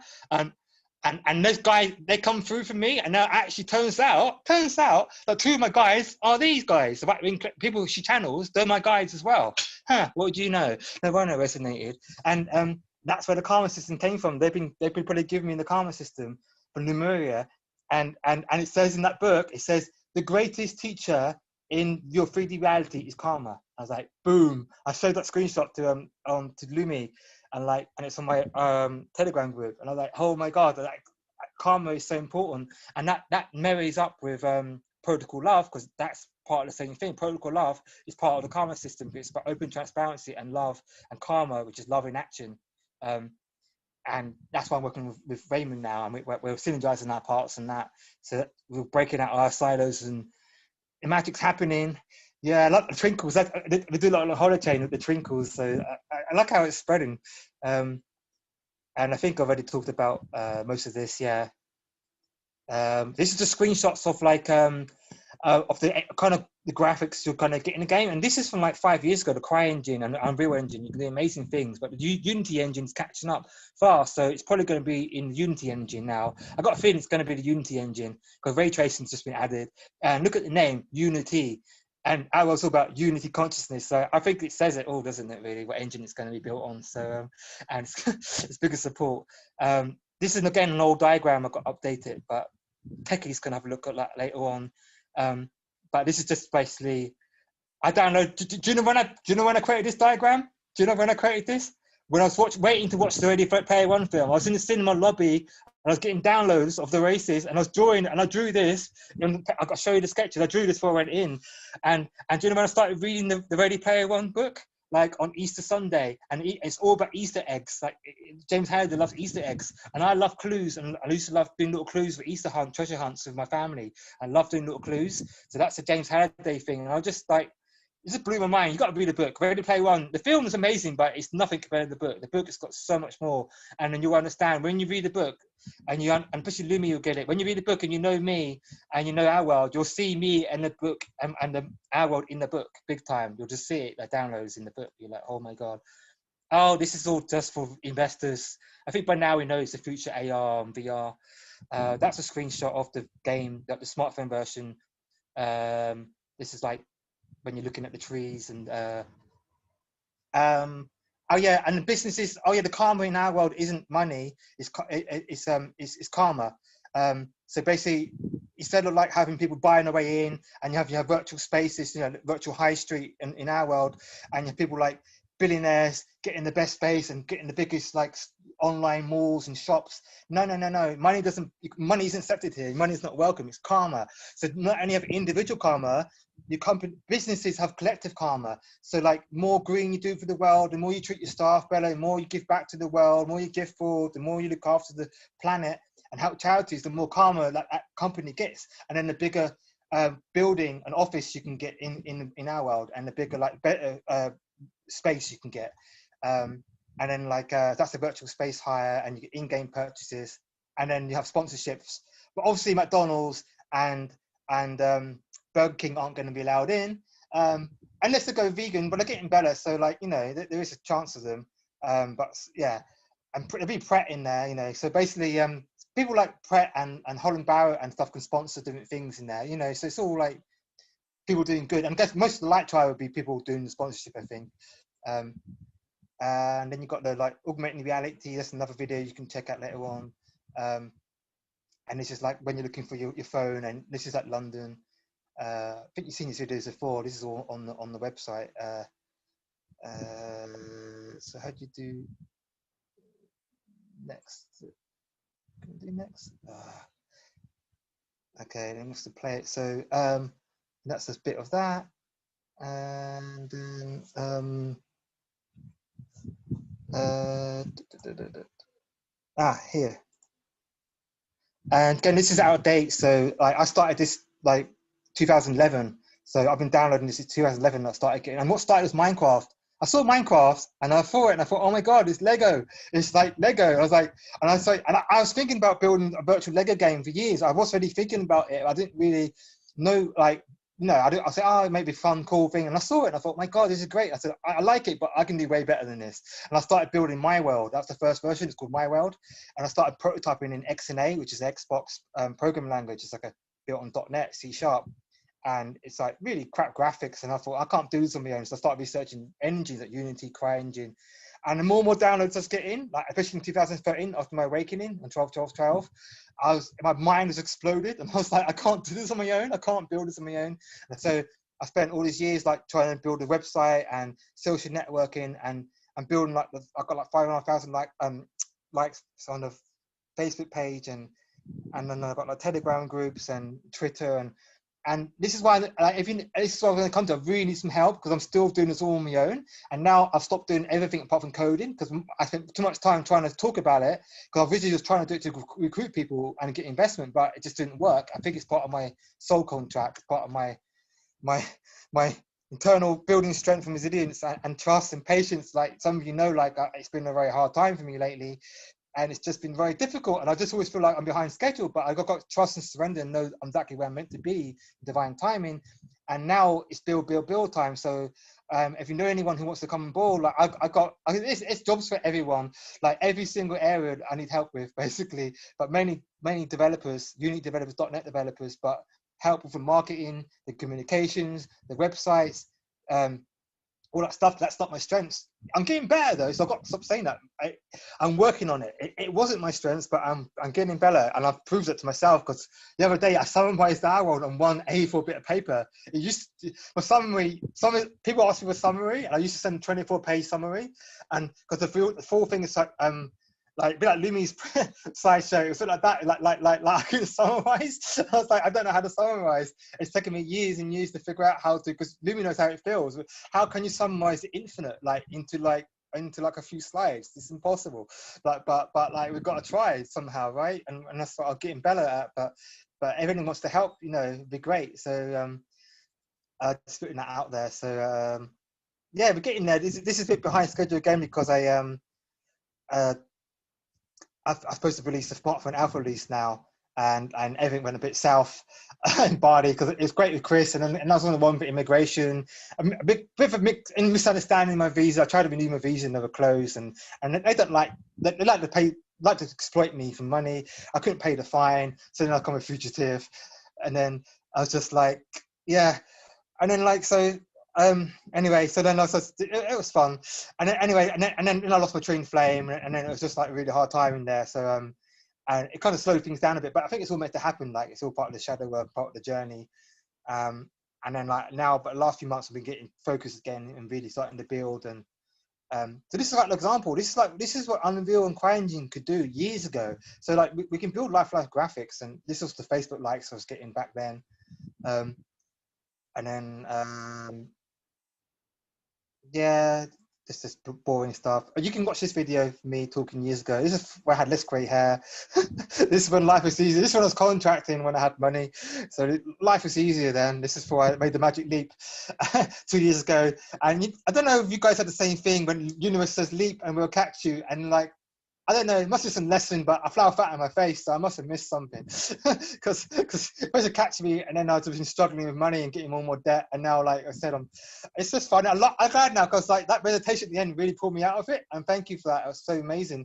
Because now I'm just laughing at my mind. My ego was getting all fucking like crazy, and like I'm 5 weeks behind schedule, and I'm facing homelessness again, and I've got £50 left to eat, and I'm like it's funny, it's hilarious, I'm actually laughing.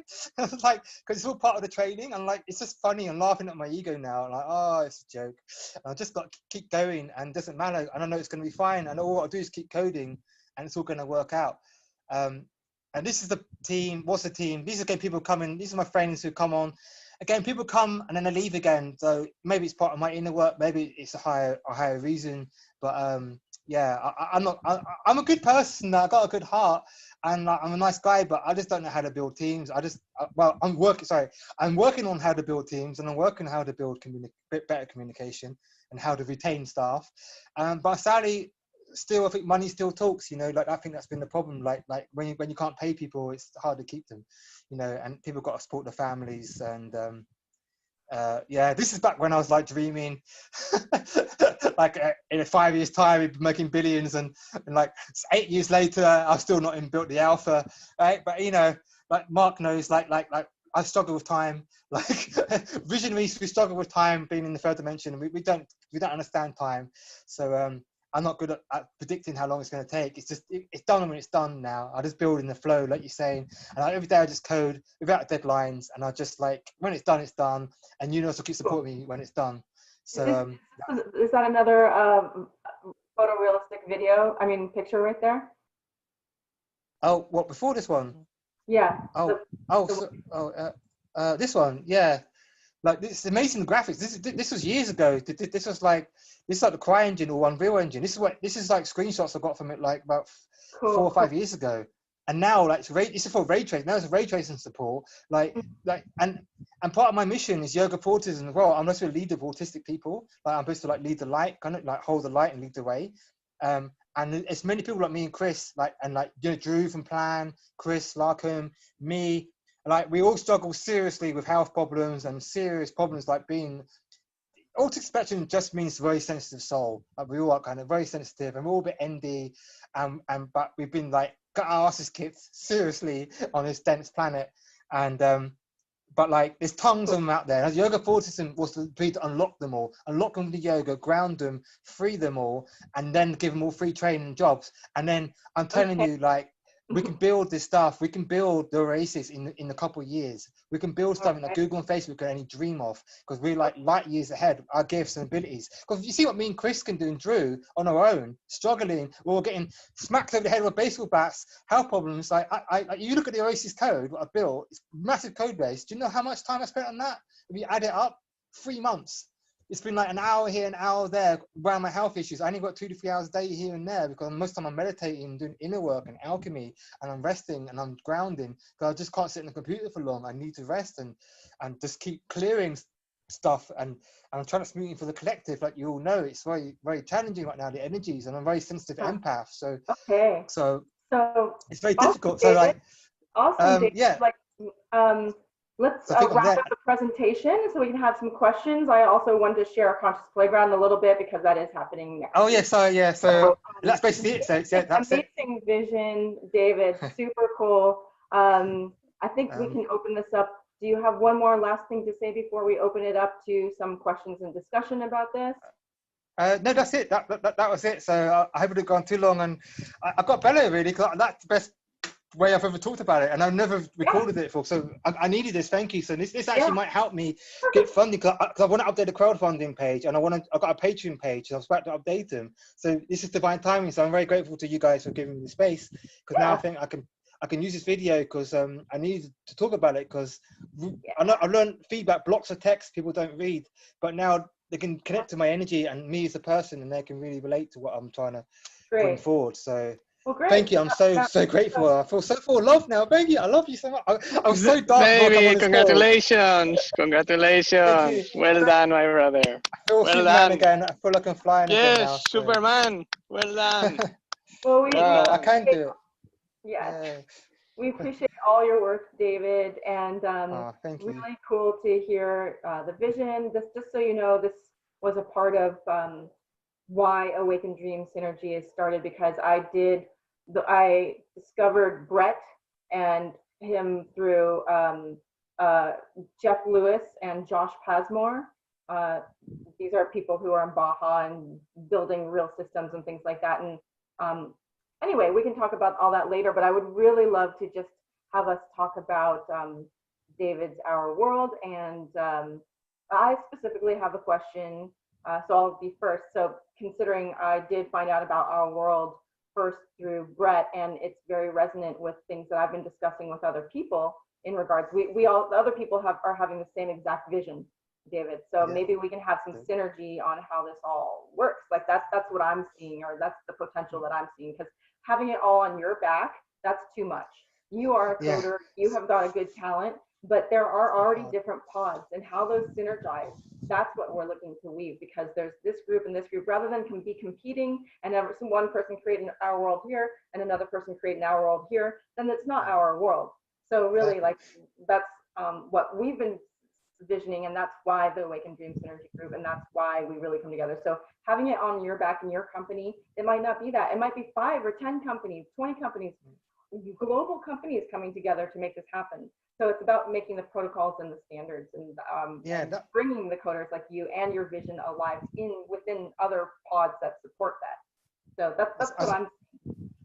I'm so grateful for like finding you guys, because it's been, like I said, it's like that's why I got problems with my adrenals, which is my lower back, and my shoulders and neck. Why? Because I'm literally hiring the world on my shoulders, our world on my shoulders. I'm literally like a Superman, like trying to hold. But like you see the Man of Steel film, the Justice League, because you can't save the world on your own. And I knew that, and I was like, I know. And people would say, you want to do it on your own. I'm like, no, I've been crying out for a team for 7-8 years, but it wasn't time yet. Like, and my magic number, divine number, is 7. And so my awakening started in 2013. So it's a 7-year cycle. I was meant to be in the fortress of solitude on my own, like doing this stuff, doing the inner work and the alchemy. And now 2020, 7 years later, is when the doors are starting to open. Like now is when with all the heroes are coming together, the Justice League is forming, and now we can all like put a part together, and Arrow's just a container, so. And I'm just so grateful, like. That's why I love the holochain community. People know the holochain community, not only you guys, our communities, but holochain community. You all got pieces, because I was seeing holochain and new map in my visions before I saw who new map and that. And when people start like talking about it, and in holochain and Scepter, I saw this because I was getting the downloads in 2013, and I was like, people are building all the parts of it, and I'm just like the architect, like plugging the Lego together. It's just Lego to me, and all I am is like the super glue, literally the super glue, like putting it all together, the magic super glue that holds it together, and that's what our is the container. And I've got a few Lego bricks myself, but 99% of the Lego bricks aren't mine. They're like, it's the world's, and so it's just somewhere to put it all together, and that's what the OASIS API and our world facilitates. It's a way of plugging it together. So I'm so grateful now. And you guys, and I'm really looking forward to how this unfolds, the synergy, and I just get trusting. Like it's so nice when you say we all relate about the homeless and the fear, and we just got to face it. And the key is this book is the other book that saved my life. I'm a massive fan. This is the key. Like, hang on, can I get it on the screen? So I'm trying to look at where it is. You know this book, Eckhart Tolle, The Power of Now? Like that book, I've read this like 50 times on loop, and now I need to read it again, because that book is just what keeps me going, because it's just been present and just been like Mark said, being awareness, and that's how you cope with feeling overwhelmed and worried about like where's the next grain of rice going to come from to feed me, and where's the next. We just got to keep coding and just surrendering and being present, and then the universe will take care of it. Great. Let's open it up to more questions or comments. Mark or Debbie, do you have something you'd like to contribute or ask of David in regards to this? Well, just thank you. I'm just blown away. Lumi shared something the other day from an Apple developers conference that said, write code, blow minds. And you just blew my mind, David. Thank you for sharing all this. It's incredible. It's so aligned with everything that's, we've all been dreaming of. And I'm so glad to be part of this team. So, it's certainly aligned with several things I'm working on. The Dream Tank SDG game, for which she filed a patent. The Unified Planet game, which is from Lucian Tarnowski. The name I gave to my company called Ascension VR, because I imagined that we would build a game for anxiety, stress, PTSD, and get federal contracts to serve our veterans and their families when they come home. So I love, cool. I use the Lego block analogy too. There's so much code now. If we can just put this together into a user experience and share it with the world, we're right there. We're on the cusp of it. So thank you. Yeah, we're so close now. I feel it. We are so close. It's coming together. Wow. Synergy is happening. Mark? It won't take another 7 years, David. Don't worry. Not linear. God. It's not linear time anymore. And take a cue from Chris's spiral time.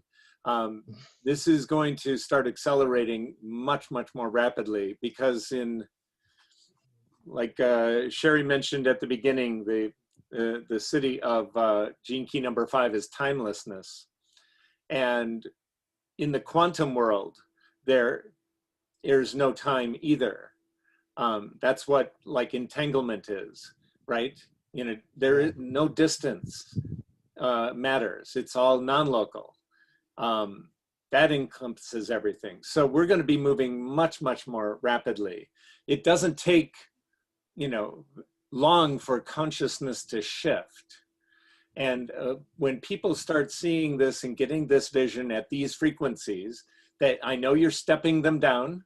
The downloads are being stepped down so that others can even hear them. And you did a wonderful job today. Thank you for, it comes to what I said at the beginning. If we can create a safe space where people feel like they're not going to be judged for what they've been talking about, then this kind of flow can happen, right? And when it comes through like that, it's just a beautiful thing. And so I would love to try to help you build teams. And I've been tracking you. I've been watching your Telegram groups and seeing your progress, and been watching the holochain interfaces. And I've been tracking holochain for a while too. And our world has been on my list for the Conscious Cafe for the last couple of years. Just as the biggest jumps in infrastructure and new technologies. And yeah, I've been keeping an eye on you. You're a beautiful being. Oh, thank you. It's so nice to have, like, because that's what's been hard for like those 7 years. I just felt my message wasn't being received. And I had all these silent people watching me, and I didn't even know. Like I just, because I share things like on my Facebook group and send stuff out, and it'd be like a tumbleweed. It's been like that for ages. I'm used to it now. I put it out there, and I was like, oh, whatever. I've done at least I tried, but I just carry on going. Like my heart was like, just keep going. And I keep thinking it's going to be more historic. So when OASIS comes out, it's more like a history book, so people can look at the history of it. Even though it got no traction back then, but people can look at the history of it going with the tumbleweed in the desert. That's what it is. It was the desert. I come here for a day. It is the oasis in the desert. Like literally, I've been in the desert, like throwing stuff out, and I will get sand in my face, and the tumbleweed blows past me, and there's no water or anything. And eventually, I'm starting to see the oasis in the distance now, and I'm finally and it's not just me; it's a collective. Like we're in the Syrian High Council talk about the desert days. That's what we're in now, the desert days. And humanity is now in the desert days, which is the grand tribulation we're in. And now that's what our world is. It's turning our world into the oasis. That's why the first version is called Our World, and then which is the smartphone version, and then version 2 is the VR version on console, and version 3 is the oasis, what you see in Ready Player One. That's why, because by version 3 comes out, we've transformed the world into the oasis. Ding ding, confirmation. Thank you, universe. That's right. I came to the other day that I was like, that's why it's called the oasis. I couldn't work out the connection to our world and the oasis. That's the connection. We're turning our world into the oasis, and then we're ready to go out into space and connect it to the rest of humanity. Because our world is also an Earth node. It connects. I've got to say, it connects to the Galactic Federation networks, so we can talk to Palladian, Syrian systems, Turians, and Lumi talked about that with the Versus guy. That's what our world is as well. We can have our extraterrestrial friends will have avatars in our world, and we can talk to their systems. So our world is the living library, which is what Gaia is a living library, and it's basically a way of representing that data, you know, in a fractal way. That's why it's built on like holonic technology, fractal technology, like Chris is. That's why we're building the technology so it can interface with the galactic systems. But we're only going to do that when we're ready. We can't connect to their systems until we sorted our own backyard out, and then we can talk to them. So that's it. Yeah, another download there. So. Well, that's the translation services that will be part of this. This is how we communicate effectively with other dimensions, is that just like we did in the beginning of the internet, right? Where one kind of hardware network couldn't talk to another kind of hardware network. So we had to put in these gateways. And then to get to the data layer, we had to put in bridges. And then we got to the third layer, we had to put in routers. And the way to keep it all connected, all the diversity, to keep it all together, we needed the translation services. Well, now we're just doing the same kind of network building, only we're building out in dimensions. And it's layers of consciousness that we're going to be integrating, and this is a perfect container for it. Thank you again. Thank you. I'm very grateful for my fans and people who get it. That's what I just need. I just need a few positive encouragement and feedback to keep going. That's all I need. Just every now and then a little lifeline, a little carrot or something, just to keep me going. Because sometimes it just feels like hopelessness, and I'll just get really down. I'm like, oh, is it going to happen? But deep down in my heart and soul, I know it is. It's just got to keep the faith, and I think that the sun is about to rise finally. I feel it can be more than you imagine, David, because there are multiple people dreaming about this. So you can have a whole people helping you create your piece so that you don't have to worry about all the other stuff. Because Dan Mapes from Versus, this is another reason why Awaken Dream Synergy is made, because I returned to California to hang out with Dan Mapes and a tech person from very famous game company, the highest tech person. And so he, you know, when we come together as our synergy, then we can start being more and more presentable about how we synergize, how they synergize, how we all synergize together. And so you're saying, Debbie was saying, all we need is a user interface. Well, that's what I do. That's what my teams do. I'm a designer of the look and feel, and I'm the artist of that, and I know how to work and tag into the technology. And I'm also having the same visions. We were having these same talks with some really big people that can help make this happen. That they're doing different parts of it. That we've got people who are doing the foundation. Versus calls himself the foundation of the nervous system, or the planet, for interlinking all of this, and holochain is a part of it. And yes, and then there's League of Legends. I know the tech lead there, and he's very much someone who can hold space for all the technologists. But he's on League of Legends, so whether he wants to work with us or not, but he's talking about the same stuff all the time. That's the conversations we have. Whenever I talk to him, it's all about this stuff. And so it's really, really deep. There's a lot of really deep people having the same download. So how we really intermesh this, it's going to be beautiful. So I hold your beautiful vision, David. Know that you're not alone, and that there are other people that are going to help escort you, especially when you welcome it. You know, when you know that you're not alone in this, and that you know that there's a whole world of people having the same vision, and allowing them to actually hold different parts and pieces of it. And so that you don't have to, you can see it, but a lot of people are already building those parts. And so let them have that, and then we see how we weave. And that's the beautiful part of it, is that we all have our talents in this space, because we've been having similar visions, or the same, because we are together and we are working in the dream. And that's why we're awakening to it in the synergy of it. So I really thank you for holding your part, and just remember, tap into the world, imagine the globe, vision it, the earth, see that all the people that are here to connect with you are here, and that they're feeling the same heart, and you can let go of all your stress and know that it's just gonna synergize super beautifully. Just know it, just see it, know it's beautiful. Like, know that we're already working out with our karma and all this kind of stuff. And yes, we can make it a wonderful, beautiful game. That's so what we're all talking about. But it's already, but even this a game idea, just having the game idea, it's already helping all of us up level our consciousness. Even before making the game, we're all using it. Like I'm you know, talking to my friends when they're saying things that I'm struggling with discussing with them, and I throw them shadow tokens. I'm like, shadow token, shadow. And it's just a playful thing, you know. It's like, I don't want to be in that level, shadow.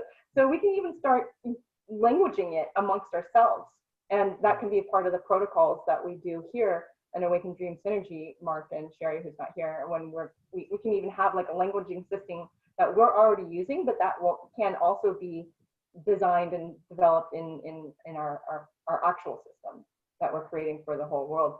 So we also have Florentina and Michael Gartner here.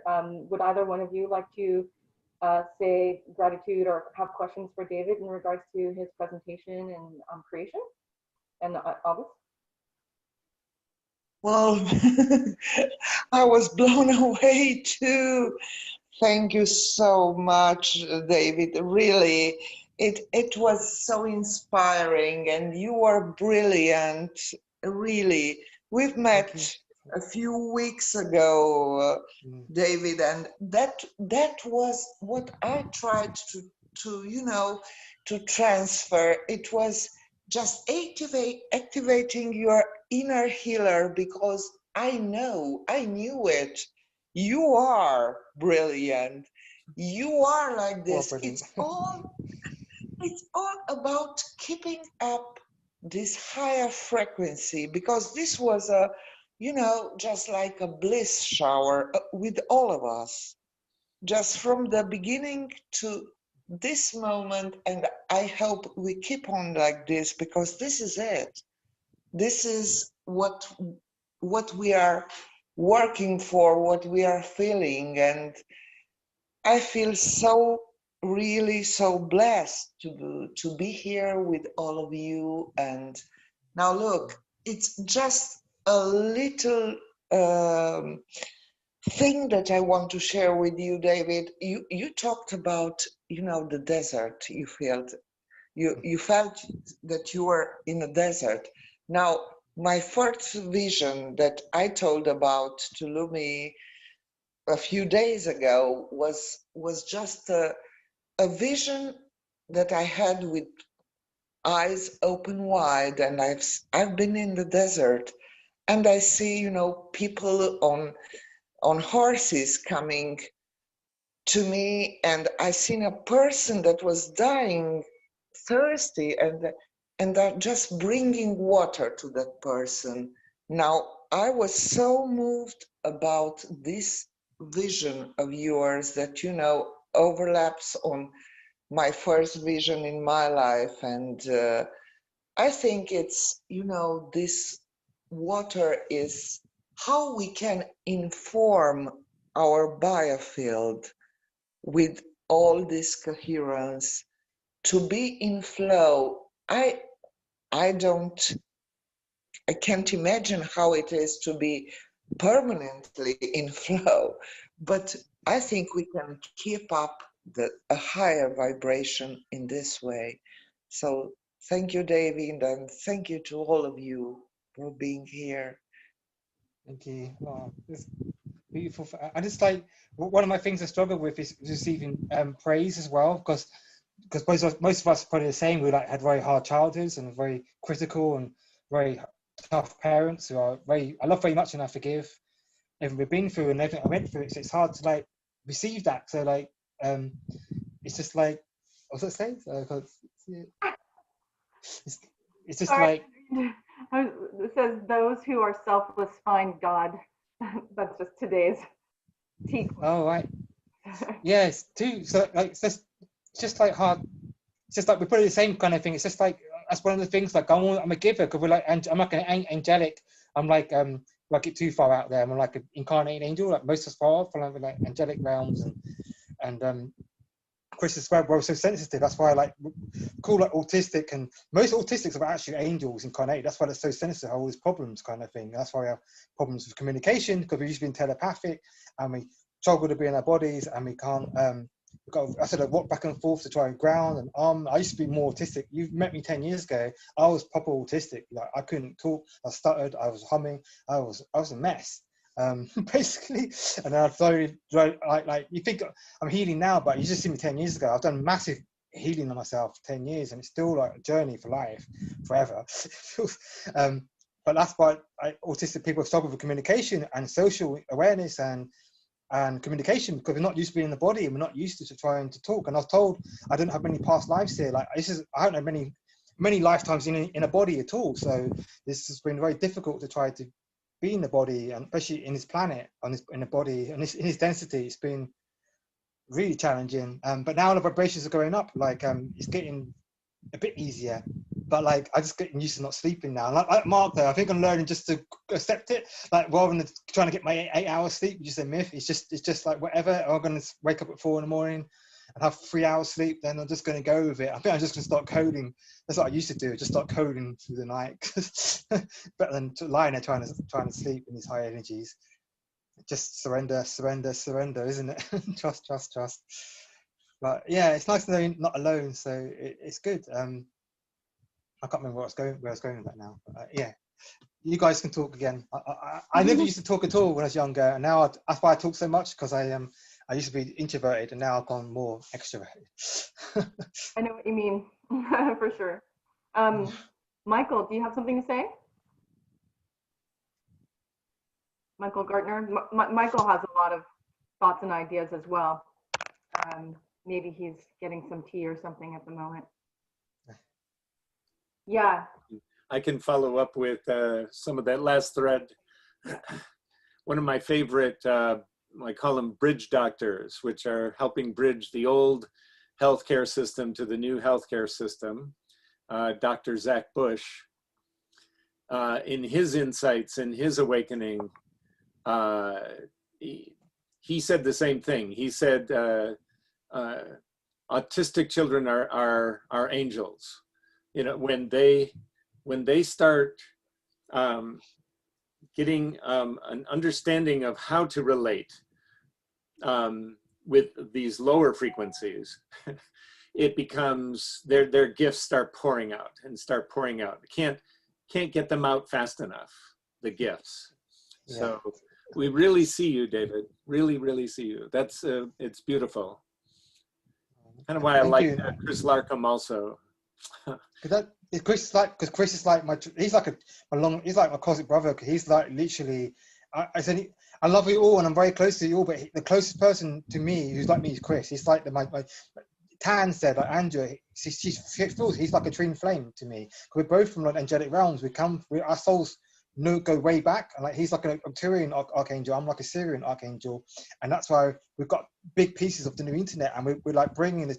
He's Iron Man. I'm Superman, and we're like, can you imagine that? You look in the films, like Iron Man leads the Avengers and Superman leads the Justice League, and you've never seen it done in the films, have you? Imagine the Justice League and Avengers join forces, and Iron Man and Superman get together. Like what the hell are they going to build? And that's like when me and Chris got together in Bali. It was just mind-blowing, but at the same time, like the price to pay, because like the more gifted you are in certain areas, the more you got to like pay. So we've both got serious health issues, we've got serious shadow work to do, and we've got like it's been ridiculous, like and that's what keeps us humble and forces us to be present, like because we've got very strong minds, but to balance it out, we have to have serious shadow stuff to force us to surrender and let go and just be in our hearts and and to balance it out, because it's hard when I'm on a computer and I'm working more now. My mind's getting more and more busy again, because it's like getting all these downloads and I'm building, and then I've got to do so much meditation and yoga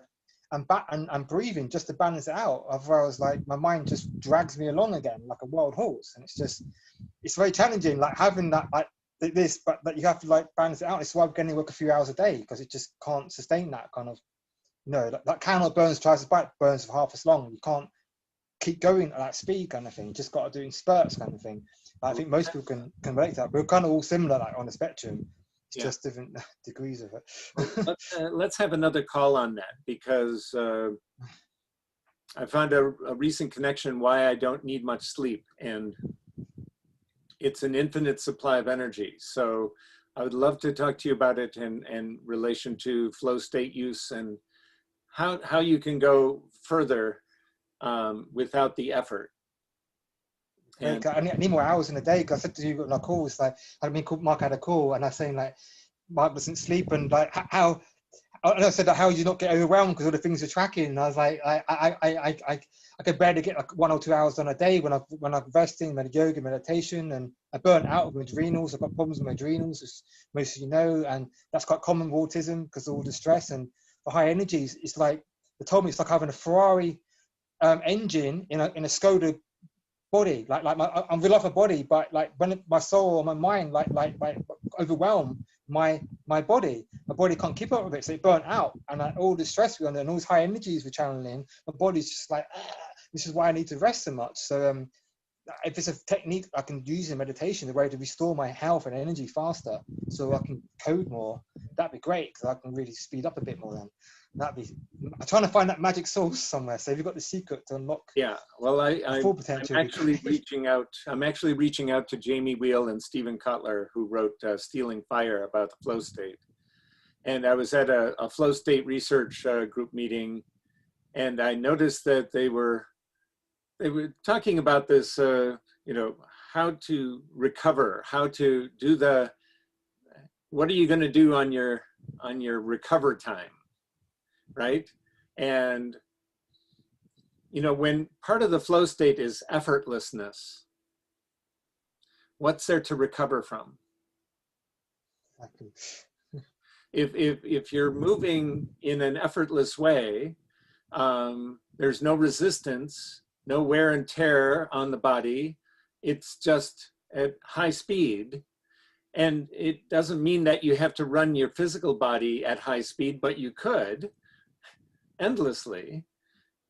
And it ties into things like breatharianism, right? Where a breatharian doesn't need to consume food, doesn't really even need to do the sun gazing, doesn't need to even have the water. All of the energy can be transmuted. It can be changed, and the infinite potential of the universe is filled with the quantum fluctuations of energy. And to utilize that and become these human transducers, or where we take that energy, like breathing prana, feed the body exactly what it needs, not a substitute. No, exactly what energy the entire system, all of the system in the human body needs. That's something that I'd love to explore with these guys, because it's just one limitation that is part of the old paradigm. It's kind of like, you know, I talked to a doctor about, well, they're not getting their essential amino acids, and they couldn't possibly do this, right? Well, that's like Brett Wysarski's, you know, preposterous zone, right? It'll never happen, right? Yeah, well, right. Never's a very long time. And the way consciousness works, yes, all problems, all limitations, all of them, they're all finite. They're all temporary. And knowing that, just knowing that, gives you insight into what's truly possible in the infinite potential of this universe. So don't worry about it. You got it. And we can heal up. Let's have another call and work on doing some body healing so that you can move smoother and more effortlessly in a timeless space. I'd be so grateful, because like I known, like I said, I burnt out in 2013 in my adrenals, and they go through phases getting better and then worse again, depending on what stress I've been on. Because of last year, it's been so stressful. I've been struggling with it again. And I got this thing, like the adrenals repair between 10 p.m. and 1 a.m. So I've got to like, and I used to be able to go to bed at 9 or 10 and fall asleep, but because the energy wave comes in at about 10 o'clock, I'm so sensitive to energy, it wakes me up again. So I've got to like start winding down at 6 now, and I have yoga at 7, bath at 8. I've got this new routine. And I just like, no matter what I do, it just doesn't seem to work. And like the energies are going up and up and up. And I never used to be able to sleep years ago anyway. And on a half moon, let alone a full moon, I stopped sleeping. And now like these energies since Lionsgate, and well, this year, it's just nuts. And and I wish I must be aware, like you said, what you're saying, I can use that energy to power me up, rather than it's actually having a negative effect right now, because it's stopping me sleeping. Therefore, I'm not getting the healing I need. So I've got to like, I know the breath is the key. Like, and when I do breathing into adrenals, that's how I energize myself. In a day, that's what I do when I rest. I meditate and I do breathing. Breathing is the most effective meditation I do, because that just calms the mind. But mostly it's to re-energize my adrenals. They love my breath, like you're saying. I breathe the white healing light into them, and I breathe Mr. Happy's. This is my thing. I breathe Mr. Happy's and smiley faces into him and Superman, obviously my mascot. So that's what I do. I breathe them and hearts into my adrenals. And my adrenals love Mr. Happy and the hearts, and Superman, so just power me up. But I just got like, if there's a way I can combine that with what you're talking about, so I can sustain it. So I'd love to just work out a more optimal sleep pattern. But because it's been very difficult, I just love to do that, because some days I don't work, sometimes, because Chris is the same. Like, I know me and him relate, that's why he understands me better than anyone. I understand him better than everyone, because he's got serious health issues. And sometimes like we can do amazing things really quickly, and other times we won't do any work for months because of like some serious like health issues, like either shadow work, alchemy, or just physical. Like he's got his autoimmune and hip problems, and I had my adrenals. And it's quite funny, like one day in the film there'll be a making of this, and there'll be like Iron Man and Superman, like they're making Iron Man and Superman as we're hobbling like old age pensioners down a street in Ubud, and he's like hip, like limping along with his hip. He's like, and I'm like, oh my back, and he's like, oh god, the noise, the scooters, and I'm like, oh god, the pain. And we're just like, 1 minute we're like in our lab, like building like amazing stuff on our whiteboard, and we're doing crazy like math scientists, like downloading the visionaries, and next minute we go out to get something to eat, and we're like collapsed on the high street, and we're like call a taxi, we're like having a meltdown. Chris is having a meltdown because it's too noisy, I can't walk anymore, and then his hip playing up, then he starts getting problems with his eye and autoimmune, and we're just like and we just look at it now, we just laugh at it. Do you know what I mean? It's like we feel like some superhero kind of thing. We're just like, but that's part of the training kind of thing. It's part of the thing to keeping us present and humble, and to like keep us like and just to help keeping us out of our mind, to balance out all the cogs going around the heads all the time, is to get us into our heart again. And it's just like, and now I look back, I just laugh at it. Like at the time, it's really difficult. But sometimes, you know, it's like when like Katoli's saying, you just zoom out, you finally let go. You get so distraught and you're resisting. And when you resist, you suffer. And when you finally let go, you just laugh at your mind. And I just, like, sometimes I remember I had a scooter accident and I was just laughing. I was bleeding out and I was in shock. And I was walking around the temple and those people were going, "You should call an ambulance." I was just laughing like a crazy man. I was just like, you just laugh at it and that's just sweet surrender. It's like, David, yeah. Beautiful stories, David. This is wonderful to hear your information, but like Mark was saying, let's have another call that we can yes. a little in regards to this and to yeah, this is happening to a lot of us, and that's why we're all creating these things. You're probably having these visions because of your personal human needs and the needs that you have seen in your family and your friends and in the world around you. That's why you're considered like an angel, because you're able to see this, and you're also seeing that you're having a lot of mind and a lot of attachment to the pain. So that's why when you do Vipassana meditation, it's all about you're letting go of the attachment. When you let go of the pain, you actually comes through you, and then it's no longer a part of you. So that's one of the transformational experiences. Like you can have transformational or transmutational. I'm more of a transformational artist than a transmuter, because a transmuter kind of like makes it pop into thin air and not exist anymore. And I think that's more like Mark style, and that's what we're going for, quantum reality kind of thing. But I'm more of a 3D to 5D transformation artist, because I ground it into reality. So that's one of this is a great segue into maybe just ending the call after I speak a little bit about Conscious Playground, because Conscious Playground for me is a segue into a new reality. It's basically just an interface, and it's low polygon. It's not this cryo like realistic world that you're talking about, David. It's yeah. So transformational rather than transmutational, because one thing that we do as a people is we have different ways that we create transformation or transmutation. And for me, I'm more like very, very slow. Like I feel something and then I check it out and I analyze it, and then I feel something and I check it out and I analyze it. It's a little bit of like a understanding what's happening to my body, and through that I've been working on imagining a lot of transformational systems that we can create through technology, like entrainment systems and karmic systems and healing systems to help people get out of the pain that you're talking about, David, because I personally have been in that a lot as well. Sometimes I wasn't able to get out of bed and I was afraid that I couldn't walk a few years ago. It was like, yeah, I went for a while. I didn't walk for a year. I was in a wheelchair for like a year or 2 years. It was so bad I couldn't walk and talk. Like, so I'd love to have come in have a one-on-one. I'd love to like hear more of how you manage it. I really like to. That's why I'm creating Conscious Playgrounds. That's why, because the whole idea is that we have the domes so that people can have one-on-one sessions, and we have the pyramids so that people can hold space.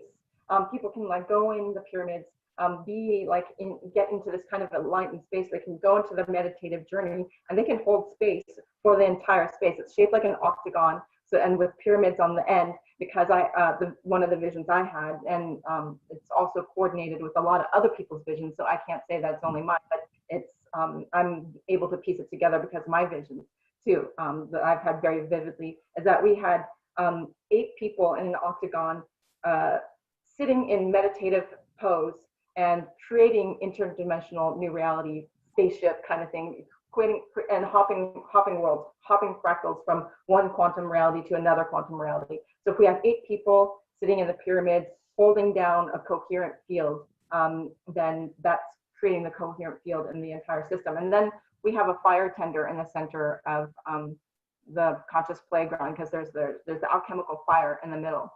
And then there's the domes of consciousness surrounding that.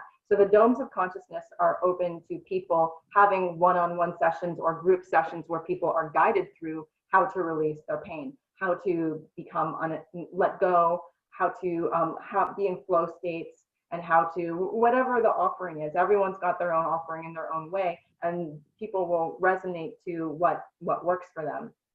So right now, Conscious Playground is merely, and taken an entire month and a half to create and get to know what the system is and how it works, and working with people that are all new. It's a space that we can actually enter around the world in a virtual reality space and create these coherent spaces amongst human to human. We don't have the biofield information in there yet, but of course that's a dream. But we can also resonate with our hearts by recognizing how our own heart and body feels. And that's one of the things that I really teach is feeling your entire body and also feeling the sphere around you.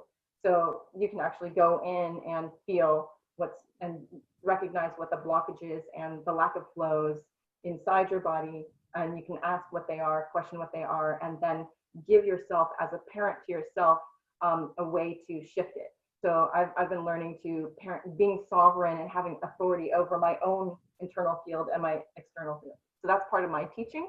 But and I think a lot of people are teaching that as well. I'm not the only one, so there might be better people about it. But I can also create the technology where we can bring this, or this the design for it coming together. So do you mind if I go ahead and share that right now, or David, do you feel ready for that? Yeah, yeah, yeah. You're cool. Yeah. I don't want to like run over, but I think that we went into your system for a little bit. Maybe we can see some congruencies here about how things can go in. Did Michael just leave? Where'd he go?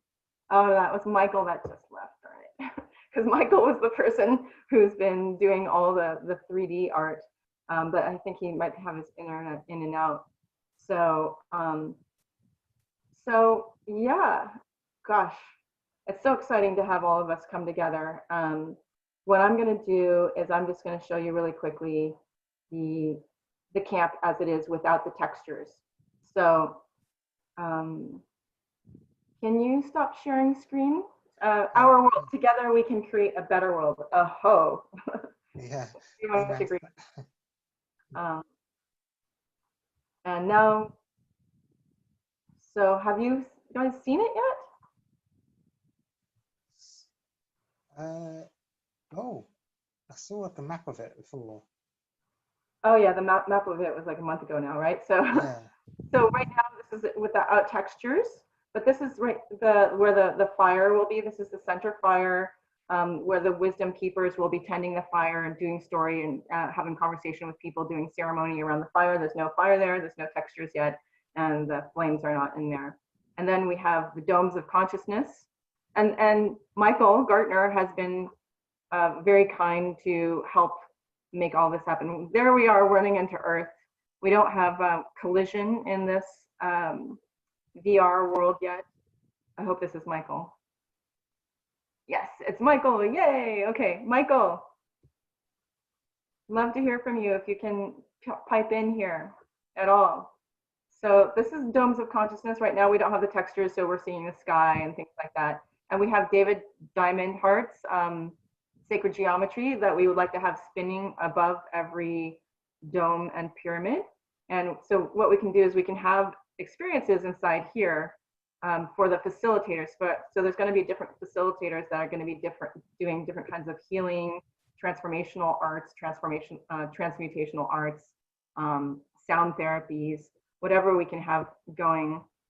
And then these we have the stages.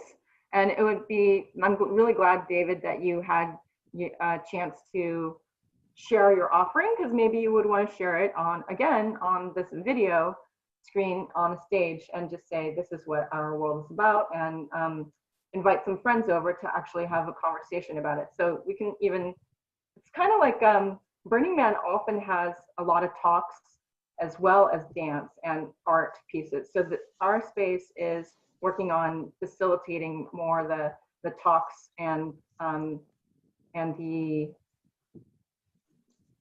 workshops and experiences, but we also have people's art in here. Like this is, oops, over here. Over here we have the pyramid from Mark Lee and Casey from Eco Built Systems. So this is an actual pyramid that you can build, and we're getting the Sphinx. We don't have it in here yet, and and just, we don't have collision, so I'm going through the pyramid. But it's got, these are actually Lego parts.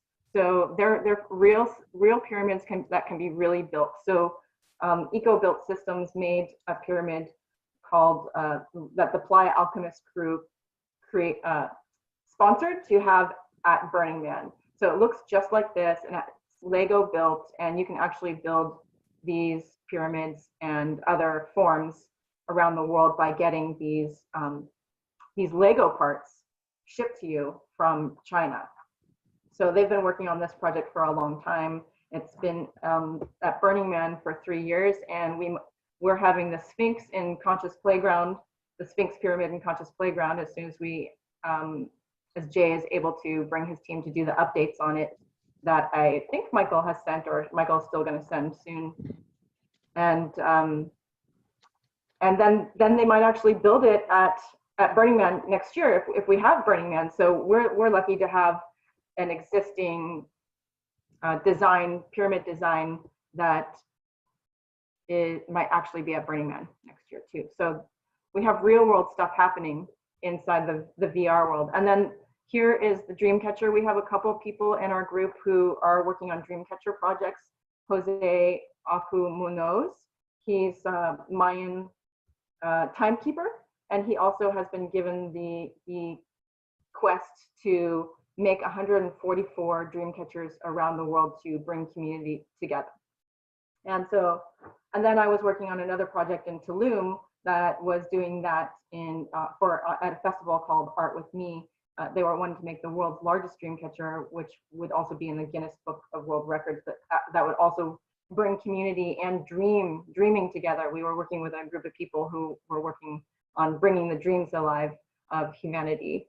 And I've called my work Dream Vessel Productions for a couple of years, and have always been into dreaming myself. And dreams we can work with our dreams, our actual dreams at night, and become lucid with them and change our psychology in our world. That's one of the ways to work with shadow and bring into the light.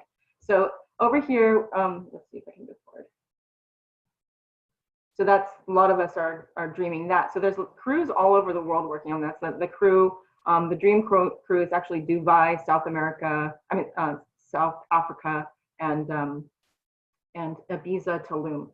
And then the Dreamcatcher crews are in the Americas. So, and here we have the altar, and so we have it's kind of like the love twin flame, divine duality as one altar. And then right here is we're going to have screens where we're going to be able to put videos on, and the videos can be your presentations or your art or people's music, talks, and things like that. So we can organize those ahead of time. Otherwise, we also, in this space, it's like a virtual reality Zoom. So we can have up to 50 people in this space right now until, of course, we upgrade potentially to Holochain or whatever else, or this goes somewhere else. Who knows how this is going to work? But this is all getting to play and discover how that works. We can put in this reality, we can have our, like the Zoom, you can have a square video capture of you talking above your avatar. So it's a really unique offering that I don't believe that's happening in any other space. So it's pretty cool that you can actually meet and still get a realistic view, whereas the avatars themselves are not something that's really that worked on too big at the moment, but they are working on having different avatars by the deadline. Hopefully we'll have some different avatars, but the cool thing is that we get to actually see the real video of ourselves. So we can be sitting at the stage and having a beautiful psychedelic or interesting visual right here, and then actually be standing on the stage and facing our friends and having you actually talk like we are now. So at the moment, there's not really much animation or much going on. It's just a space at the moment that's going to have the video and the audio. We hope to have the David Diamond Hart's 3D objects also spinning, but I'm not sure if we're going to get to that because there's still a lot to do, including adding all the everyone who wants to join and add their talk or their offering, their healing, and then have the hours for when the healings and the transformational arts and the talks and the will be here. So I really hope that you all will be here. I want to share one more thing. We're also working on the website. So I'm going to share the website right now. And I'm doing a little bit more of a presentation than I expected, but I really appreciate you being here and listening, because this has definitely been a process for the last month and a half, or almost 2 months. So this is the website, Conscious Playground. The idea of Conscious Playground is to up-level your consciousness in a reality near you. And so this is the beginning of the consciousness game that I've been talking about. And then I've thought about having entrainment systems at Burning Man for many years. I've been dreaming about how to bring our chakras alive. And so I work our energy centers, as our nadis are the points of light within our body. So I've been working with that weave within my body, but also how that weave interconnects. And I believe that that's really a way that we're going to up-level our consciousness, is by working with the fields of energy that are of potential that we can ignite within ourselves and connect with each other. So whatever players that we can get on these grounds this time would be really beautiful. I believe that this is just the beginning of a stepping stone of how we may interact in a virtual reality space, and Burning Man being one of the most amazing platforms that actually up-levels humanity. And humanity has been up-leveled at Burning Man through the physical form for the last, since 91 or something like that, so almost 30 years. And I was first invited in 94, and the first time I went was 97. So I've watched Burning Man grow. I've watched it go from being super artsy, and you pretty much get to meet everyone, and it takes you a short time to walk around the entire playa, to you have to have a bike, and it takes you a half an hour to ride across the playa, whereas before it might have taken 45 minutes to walk around the entire playa in 1997, or maybe an hour. And that's around it. Just to bike across it a couple years ago would take a half an hour, and sometimes you would get stuck in sand, and then you get stuck in a really beautiful experience. And so now we're for the first time having it go online. And the reason why I'm so excited about the Conscious Playground is because one of the things that I struggled with at Burning Man is how physical it was, because I was not comfortable in my body.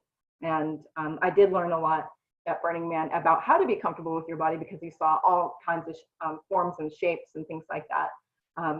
And Burning Man was a pretty safe place to explore your physical mythic self. So what I'm seeing as Burning Man online is you can explore your spirit self. So the actual spirit of what energy you're putting out and through is really going to be recognized more in virtual reality than it had. For sure, you could see that at Burning Man in reality, in physical form, but it often would interlude to our usual ways of interacting. Even though people were breaking boundaries all the time, it was still physical, and you may or may not have seen the spirit of another. I mean, you did. But in Conscious Playground or in Burning Man virtual reality, this is really the quantum space and place in reality that we can play with. How do we work with our consciousness? How do we work with our spirit? And we have our bodies, but now we can pay attention to our bodies in a different way, because when we're in person, we interact with each other, that we feel each other's energy, and then we react rather than get into stillness and realize what our body needs. So I like, you can actually just turn off your camera, take a deep breath, and be like, what do I really want to say here? What I really want to be? What do I really want to do? This is our chance to really connect with our inner selves and explore that in the realms. I'm saying in virtual reality, you aren't judged by your body, you are recognized for your spirit. So a new universe is emerging, a place where the spirited consciousness of humanity awakens from the inside out. When we find sanctuary in a place, in a location where humanity may come online with itself together, we realize we've always been connected within. So, and Conscious Playground, a place where inner revolution is our evolution. So the desire for Conscious Playground is to have people really like Mark or Florentina, Sherry, me, whoever has an offering to share with humanity can give it in across the globe in the virtual space. So Florentina and whoever, Mark, I really hope you're going to think about and love what your offering is going to be. I hope to have your talk or your workshop, your presentation, working on the website. I'm actually traveling right now, so I haven't been able to finish the website or finish the forms, but I'm hoping to finish that maybe tonight. And I really want to send that out so we can receive people's information about what they would like to offer, because definitely there's a lot of people interested, but now we only have a week and a half of it before we go online. It starts midnight, August 30th. So what day is it today? Today is the 20th. So we have 10 days to get people's programming in alignment.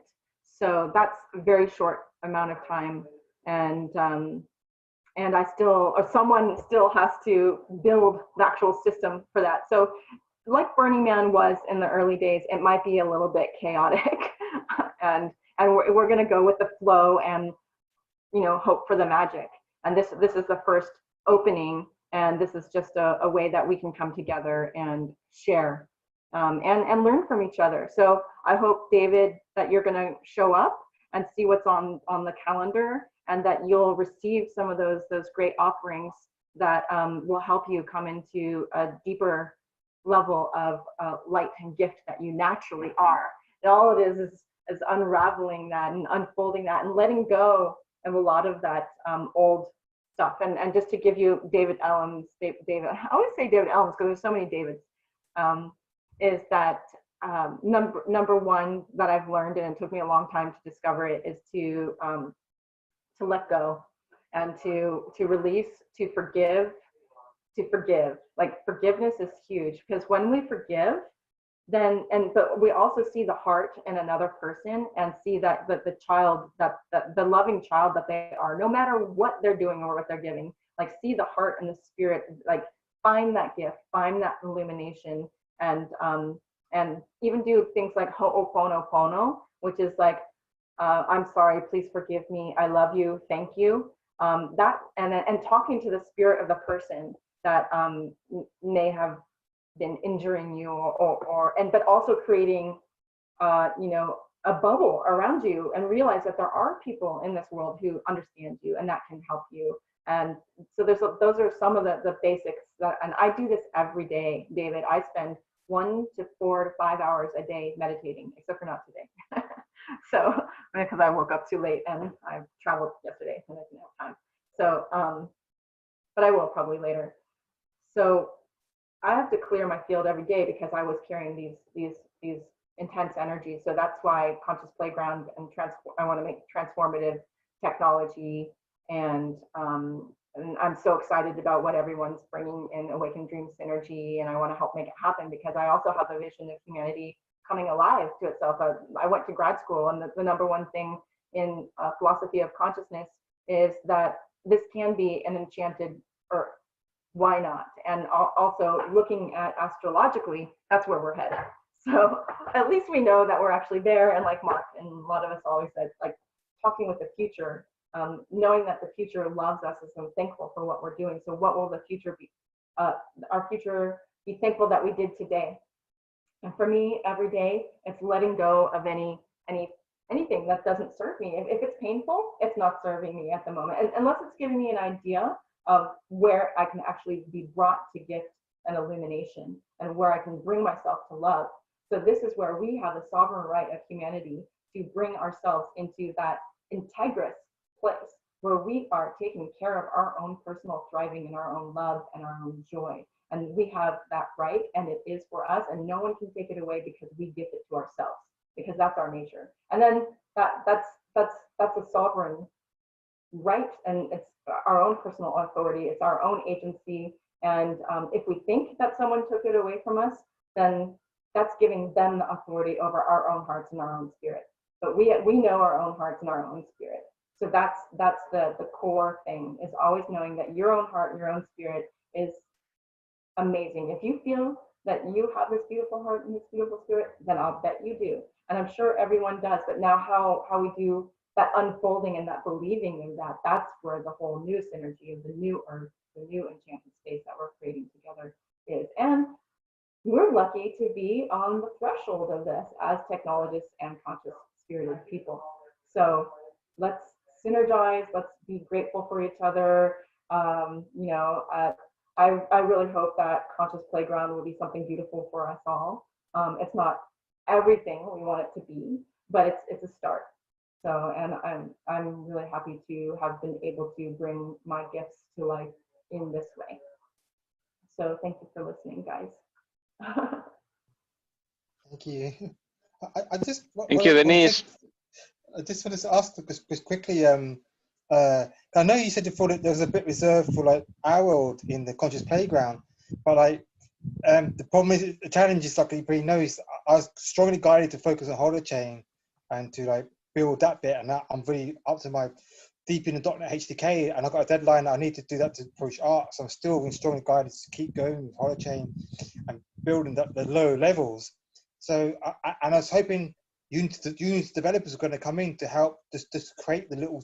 You know, I said about the 2 screens and the world was going to put into the Conscious Playground, or I think that's where it was going to go. And that's all I wanted was just that 3D globe I had, and the 2 screens was the links and the video.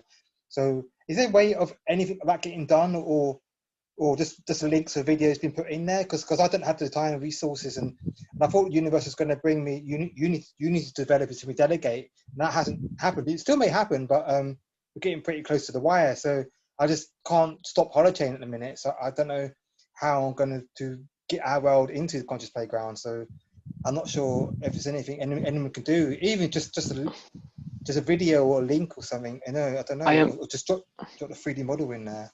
I am seeing an option, which in fact is, but this is something that I would love. I wrote to you about this, Denise, on the chat, Telegram.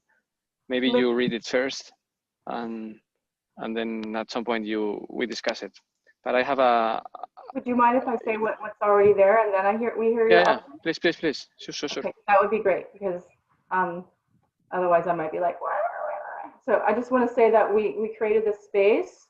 It's called the OASIS, and so there's going to be a sign here in front of it. There's supposed to be a sign in front of every single one of them. I hope that it's going to be there, so that the sign can be a link and a JPEG. So we have the JPEGs in front of it, and there was a globe in here. I think this is the globe. So I was trying to get a globe in here. Okay, this is a different piece. This is the ball, but so we've been trying to get whatever we can in here, and trying to keep it at 100 megabytes because it's being web served and it's radical inclusion. So this has actually carpets in here. It looks way cooler when it has the stuff, but so I was hoping we could like link the globe. I'm not sure if this is it. I don't know where the globe is. And then there's going to be a sign there. So the sign can be linking to that.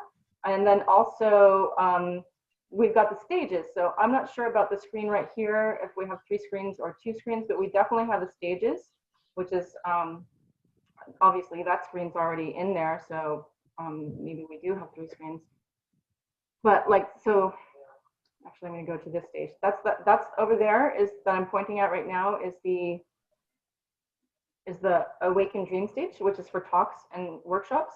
But next to Oasis is this stage, which is for music, and then I think we can have virtual reality presentations or videos here. So if there's a time slot that you want to, if you have videos, we can actually do a have a video be in a specific time slot.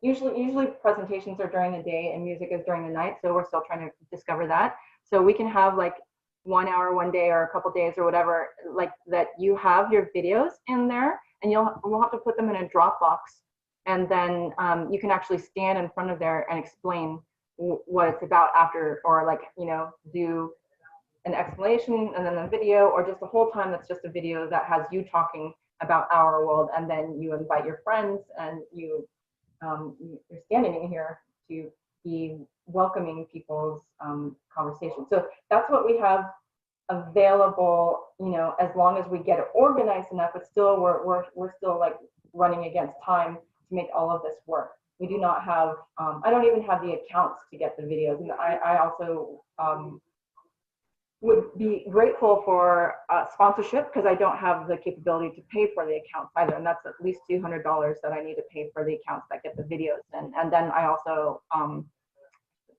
have to pay for the camp itself so that we can have people on there. And every hour of video streaming costs $1. So for 2 screens, unless we have 2 screens, that's $50 a day for 24 hours. And then for 7 days, you get it's $350. And that's not including the cost of Dropbox, one stream, and the other one, Twitch. So just to let you know, the practicalities, we're still even wanting sponsorship to have this going in 10 days, but I know I'm not worried. And the other thing, David, is I have been reaching out to my connections for Unity developers, but they're being really slow. And like, I keep on like pressing like, hello, can we talk to the Unity, what's going on? Like, I have some people, and it's just been a little bit of fumbling and a little bit of like, I've actually been like, trying not to get upset and being like, can you please, like, that person told me that we were going to connect to this, and so now they're going to give me the direct contact, and but it's taken me like every week, you know, asking like, hey, so did you talk to that person? Hey, did you? And that's just one of the connections that I have, and there's so many connections. So sometimes the connections take a while, and I think it might be because we need to make sure that we are smooth about our communication and what's going on, and appreciative of each other and understanding. So I can relate, like, about because what's happened is like I'm really grateful for that. Thank you, but I understand I can really relate to what you're saying about the health stuff, and because what's happened is when I'm coding, when I'm coding, I'm in flow, and then I'm really happy, and all my problems go away. I don't think about rent or food or pain or sleep or how tired I am, and I'm exhausted. And when I get into start coding, I'm just like just in a trance. I start channeling, and the energy comes in. The universe just brings me into that flow, and I don't feel anything. I'm just completely aligned. And when I'm in that state, my vibration goes through the roof, and then literally everything starts coming to me. I start getting developers coming to me, but I can't sustain it, because I think it's because I then drop, because then I don't have a meltdown or something else, or go back into my head.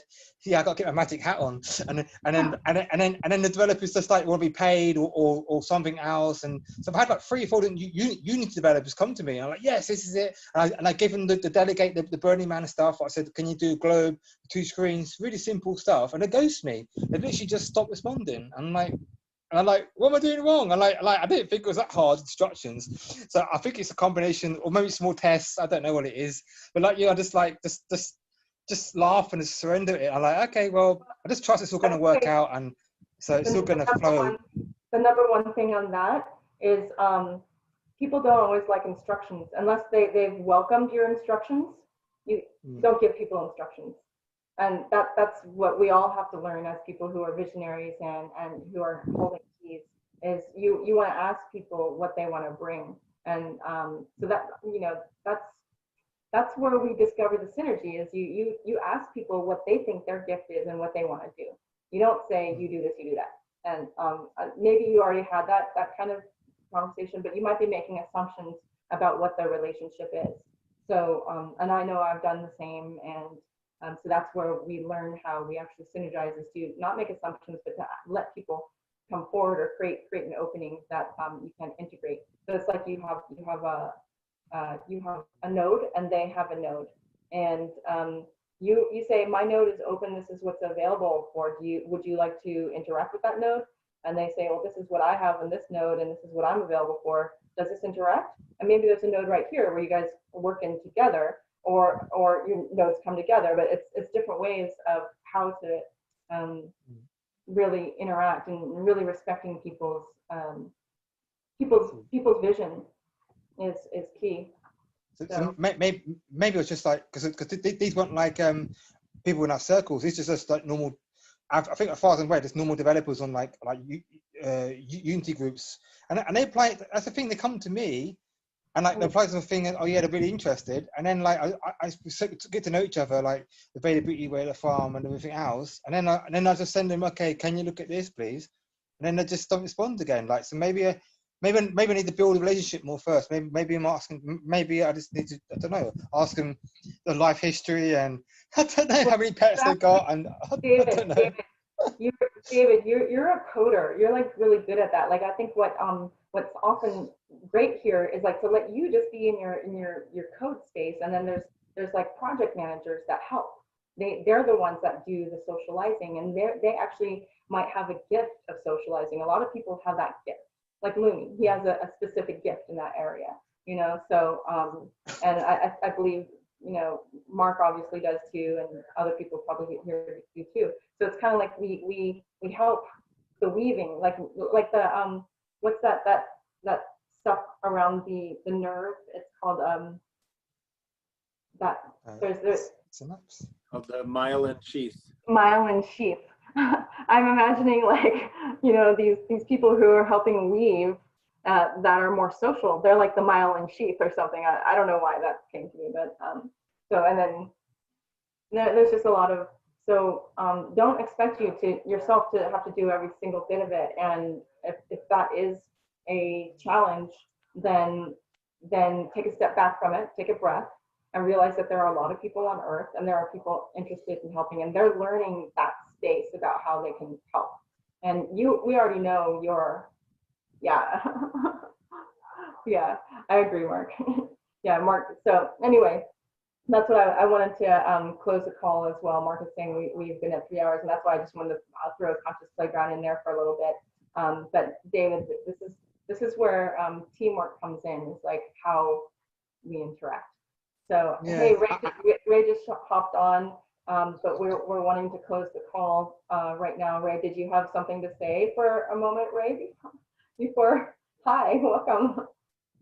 No, I'm sorry, I missed out on today. What did I miss? Well, David Ellams showed Our World, and then I showed Conscious Playground, and Florentina, Sherry, and Debbie all shared their wonderful psychological gifts, and Mark connected us with the council, the Wisdom Council for Dream, Awaken Dream Synergy, and then Lumi is always doing his wonderful cheer and offering.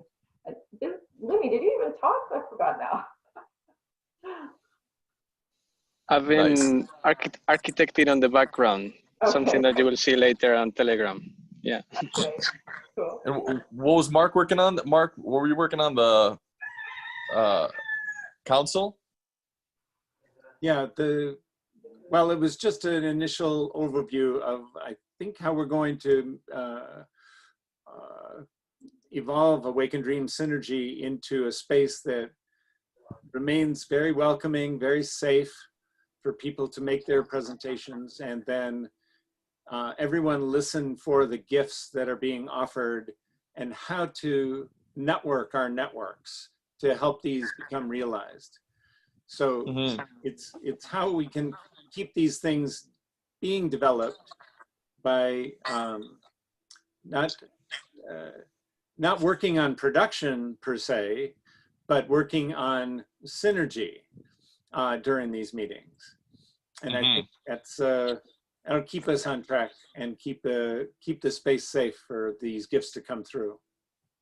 Last week we had someone who came on who thought it was a production call, and they just kind of they were hard to tame. So it was a little bit like, like again, here was evidence about how the onboarding process is really necessary. So I didn't send out the links to all the groups. I had opened it up for a moment, but now I'm closing it again because we saw what happened. So we want to make sure we're more aware of what that onboarding process is.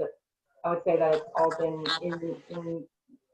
in the envelope of, or that in the realm of, this is what we want, but now we're getting more clarity on how to mold it so that it can welcome people in deep listening, in the gift and illumination, and then also having kind of guidelines of how to interact and things like that. And yeah, Nice, but nice. at the beginning and stuff. So yeah, but now Yeah. it's coming together. Yeah, it would be great to see it, bringing projects into existence, into reality. That would be amazing. Well, I they feel are. like, yeah, awesome. Yeah. I know yours was. Yeah, I know yours was. I'm not sure which other ones are. David Ellams has been connecting with Holochain, and then we have Versus on here. So a lot of people are talking to Dan from Versus, and Florentina is lovely here with the biofield, still talking with Lumi. Like it's a place to discuss our projects and synergize, and it's happening, but it all takes time. This is technology. It's like there's people that do the hammer and nails part of it. It's like, oh, gotta get the nail, gotta get the hammer. Wow. Bum, bum, bum, bum, bum, bum, bum. Who's doing that stuff pumping, and is it in the right place? Yeah. Well, this is unique, Denise, and really, I interrupt for a moment because I'd like, first of all, to thank you for also for showing us all the playground and everything now. It's your enthusiasm is contagious now. David was a revelation, and I think he should really talk on on the event, because if he's in this flow state, he really communicates the coherence. So this is one of the points, but the other one was a technical question and also suggestion for you, Denise. Can I ask if you have a counter for all the playgrounds, pyramids, domes, and everything, and the general counter for the people participating to each event or entering the game? That would be a good question. That's a question for Jay, because he's the one who's creating the platform. And so we're just putting our design and our idea on the platform. So I don't know, but well, this is it's interesting if you can ask about this, and I'll tell you why.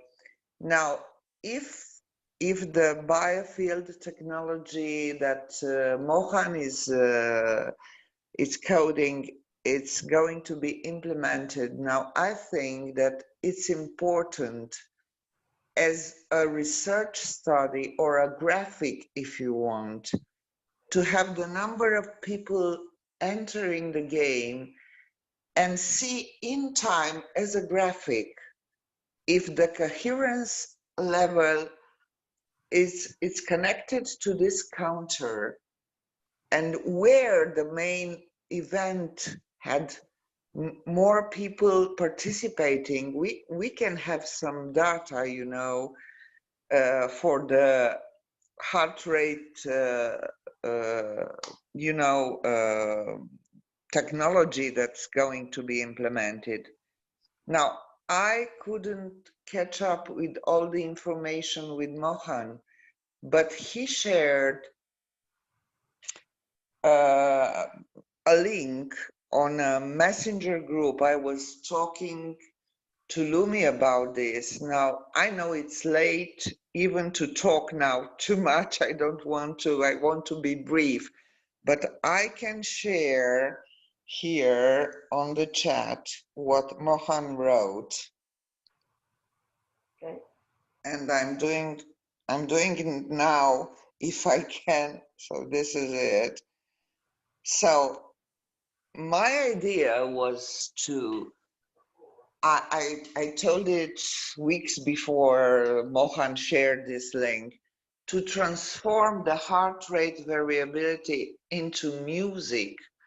Now I'm waiting for David Mirais to see what his will bring up with heart radio or whatever it's called. I don't know. But this link that Mohan shared speaks about a possibility to have the direct heart rate variability from an image and transform it in music. So my idea, I can put it up in 2 slides, is to use this coherent symphony to transform the heart rate variability into music and use it as a loop in the playgrounds or in specific zones where I don't know, meditation takes place or healing sessions take place, so that we can have a direct experience. If coherence can be increased, if we can resonate with our own biofield. So this was the idea, but you know, I tried several times to connect to Mohan, but he's very busy, and I know that there is no, the time is so short, but this was an idea. So that's why I asked about the counter also, but because I think it's important to have a general counter and also a local counter for each experience or each playground. So here I finish. This is the end. Yeah. Florentina, great. Just remember that the call about this will happen tomorrow at 8 around this more technical data. I invited last week Carl Smith, which is a consciousness and XR developer who, and people from Unity and stuff, that he's going to support us with this HRV conversion that you're asking about. So I am architecting those connections, and that's why I grounded tomorrow at 8 p.m. Europe time a call to discuss this forward. Okay, Lumi. So basically, I hear you. We spoke about this privately, but I didn't have the chance to talk to Denise. I know how busy she is, so I proposed, talk with her, but I know she doesn't have time, so I just wanted, to propose this. And because I'm not a technological person, so I really don't know if we still have time or if the developers can, do something about this idea. This is all. So Florentina, the idea was to have every pyramid have a sound in it, and due to load, things like that, they're trying to have us not have them in every pyramid, but I'm still trying to go for a different sound in every pyramid. So if you can give me a loop that is very, very low, I don't, they didn't give us an exact count, but we're trying to make the entire camp 100 megabytes. So that's everything. And we're at 150 megabytes right now, and that's not including the sounds. So, so whatever we can do to make a short loop, and that's actually one of the things that I wanted to share was all the sounds that we already have, and make a decision on which sound will be the ambient sound, because we will have an ambient sound that's specifically for the space. We have that, and then we'll have at least one sound, hopefully, for all of the pyramids, I'm hoping. Or even better, we'll have different sounds for each pyramid. I don't think we can do the pyramids and the domes, so we're just going to leave the domes with no sound. So that's where it's at. So if you can definitely give a sound, like ASAP, we've got to decide and finish the design of the space like yesterday. So, and obviously it's still not done, and I don't have the sounds in there either. Excuse me, I'm hiccuping. So whatever you can. Sorry, please continue. Yeah, so if you have a sound that is based on the HRV heart rate, and you can also check out the ones that my friend made using binaural beats and heartbeat. Not an actual heartbeat, probably just a heartbeat idea. Or I mean, I actually haven't asked if it's an actual heartbeat or not. And then that's by Javier. And then Arwen made some sound that's based on plants, where he put the electrodes on the plants and then made kind of like a music loop out of those. So we have a couple of those. The idea was that we were going to have a different plant in every pyramid, but really just getting the basic design there has been a thing. So Michael has put in that we can put a JPEG in every pyramid, and I think every dome, or was it every dome, Michael? And then we have a JPEG that we can put. Oh, there's Michael.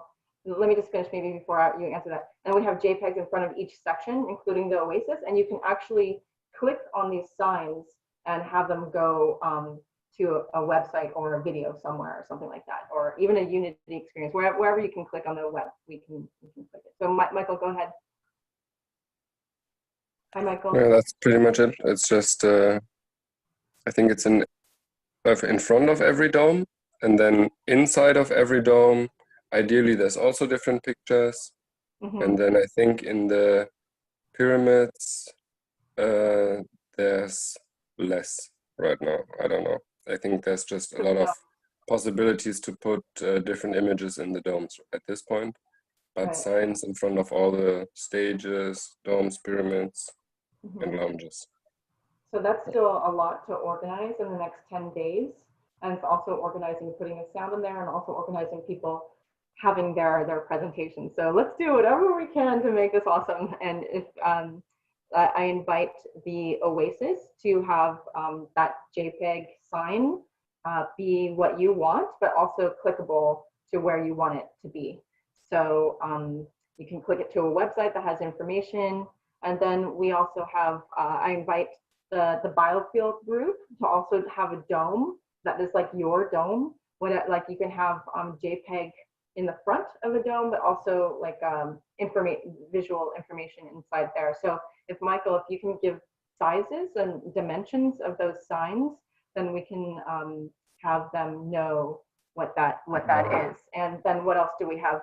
Then there's the Love Lounge. There's the, if you guys have ideas, if you want to have more than one dome, if you want, like if OASIS API wants a dome and stuff like that too, yes, you can use our world logo. Well, logos we're not allowed to use actually in Burning Man. That's the thing, is we have to, Burning Man is actually decommodification. So we need to, it's about inspiring people.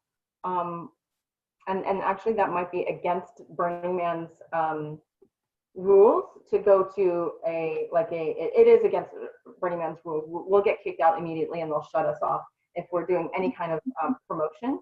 So you're not allowed to promote, you're only allowed to inspire, I mean, the principles and the guidelines, and what you can inspire people to be embodied or spirited. And maybe that's going to be, something that you already do, and you can talk to them, meet them and then talk to them. So specifically, everything is meant to be inspiring, but you're not allowed to have logos. And if people find out that you have a logo, or biofield pictures are fine, and what the biofield is, what the idea of our world is. I mean, really, even the picture that you said, our world together, like that's still an idea, David. I mean, if that's your logo, that's still an idea, and you can't really tell if it's a logo. Well, if you say next gen systems, no, maybe don't do that. Yeah, together we can create a better world. But that's a tagline. Like, that's beautiful. And you can have that in the JPEG or in a dome.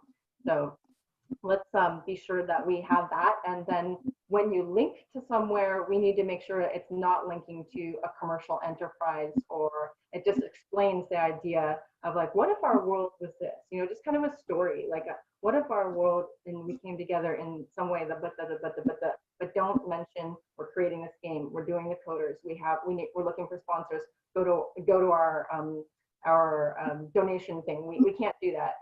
That's against Burning Man rules, and we will be cut off, and we won't be allowed in Burning Man again. That's just ruin it. So, yeah. Yes, 433 music sound, 432 hertz. My friend, the piece actually, I'm gonna share that with you. I think I have since we're still talking, and I'm gonna share the sound that my friend Javier made. I think I have it up. Hopefully. Yes, I have it up. I'm going to share the screen, and so if anyone has to go, you're. Oh, am I? Oh, here we go. I'm clicking the wrong button. See, David, everyone does that. They're like, oh, you know, when they're doing the presentations. Even professionals do that, but you know, the more professional you get, the less you do that, and you start being more cool. But we're not all that cool, so. So here's 432 hertz by no. Oh, I didn't make sure that I did. There's a way that you can share computer sound. Click that button. So here's the sharing. Hopefully it's going to work. It stopped working. See, why is it asking me to download? Usually you can, I don't have space on my hard drive. Usually I can play this from Google. Let's see if I can do it. Otherwise I can give you guys a link to this, and you guys can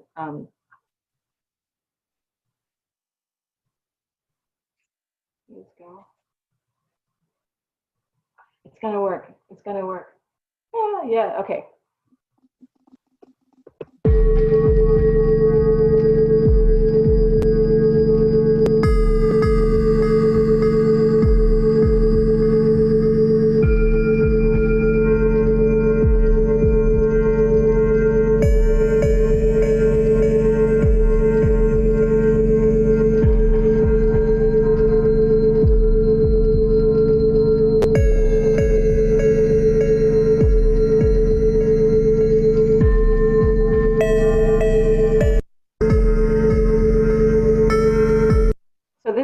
These are different ideas from my friend Javier. So we can actually choose what sound we like for the feeling.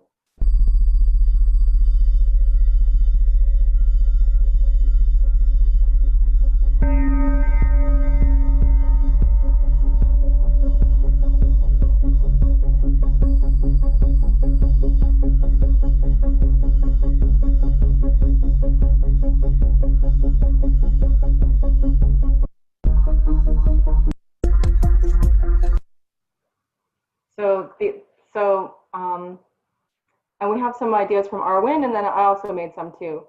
And or you know, if you guys have a sound, we still give it.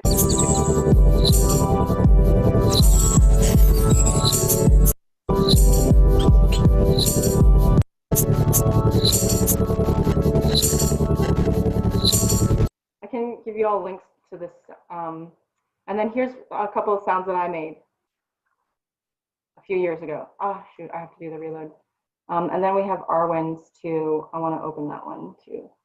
So, did we get? Well, it depends on what purpose you use the sound, because if you want to get into coherence, or if you do meditation, maybe nature sounds in 432 hertz will be more, you know, useful for meditation. Right. Yeah. So this I created in software that was meant for meditation. So I don't remember what I did this a couple years ago. So this is a breathing spaceship. I just call it a spaceship.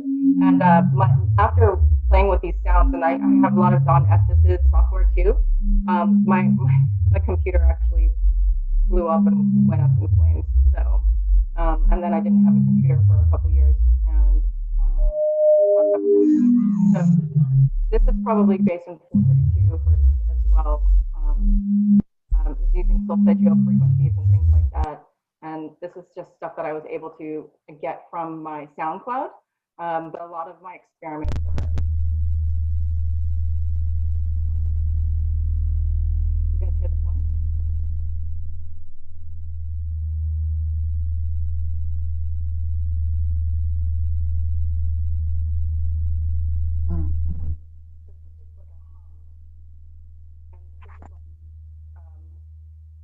I think I have it written, but this one says connection and relationship with love. So it's probably like 512, and I did a bunch of dialing in of different frequencies.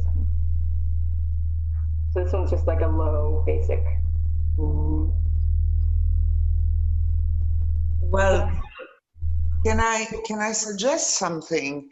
Yes. Do you have any heart rate technology to measure your heart rate while you are listening to the sound you want to choose? Because this would be interesting for you to see if it works.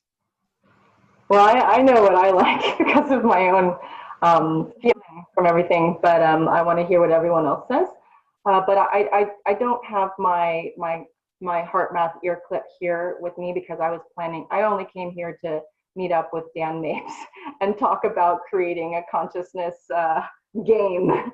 So, which is basically what our world and all of these things are that we're creating. So I left my stuff in Mexico. I don't have it with me. Okay. But Oh, I it think was that people, right now, I just used this app. I just tried it, and it's it turns on the flash of your phone, and you have to put your finger across the flash and the camera, and then it's kind of like the same, right? And Yeah, many people that's just measure that. that's what the I Thrive people discuss, but we're gonna override that with just the camera itself. We will discuss it tomorrow at 8 p.m. Those kind of things. That would be ideal. Yeah. But So that's yours, Denise. Let me play more. Was that yours? no, this is from Arwen. This is from plants. These are from actual plants. I also have nature sounds too that I was going to put in. Like I have. Let me see what I haven't listened to this one from Arwen yet. Yeah, I think the nature sounds and some of the plant things would be cool. And then I don't know if it can be all of it, like a remix. Yeah. But I like the nature sounds for sure. Kind of something soothing that's kind of, yeah, real somehow. Right. I actually have real nature sounds in here. Let me see if I can find it. My sound share maybe. Nope. Those are my meditations. Yeah, I did a bunch of. I want to share these things with you guys too, but I'm gonna have to find it for a moment. Sorry, guys.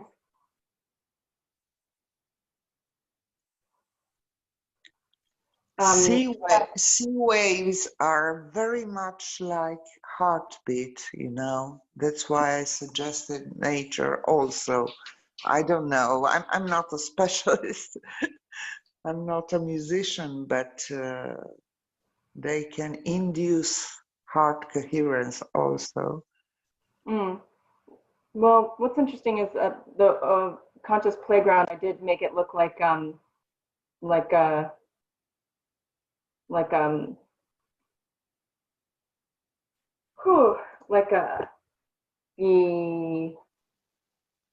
playa with the here we go. Here we have some really amazing sounds. Let's have a great night.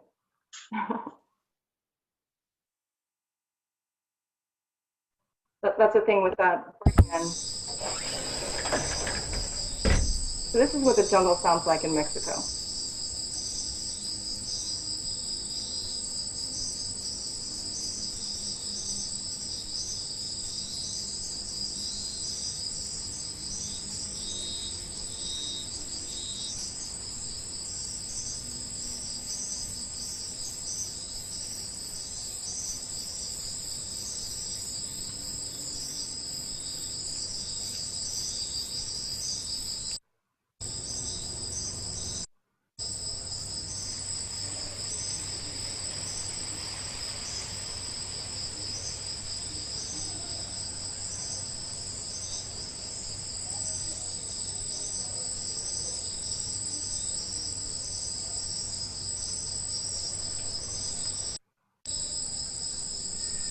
think that's pretty nice. What do you all feel from that? Didn't hear anything, or barely. I heard one frog. Just the end of the last 10 seconds. One frog. I was wondering why everyone was so silent. But it was my connection, so I was checking in whether the rest of the people would say something, and then Michael said the frog thing. Hi. Okay, let's see. Oh, that one was so beautiful too. And maybe turn it up. This is as loud as it goes. Can you hear this one? Rain.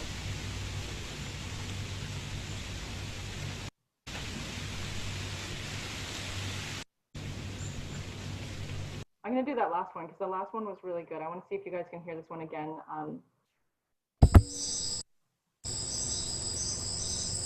Yeah.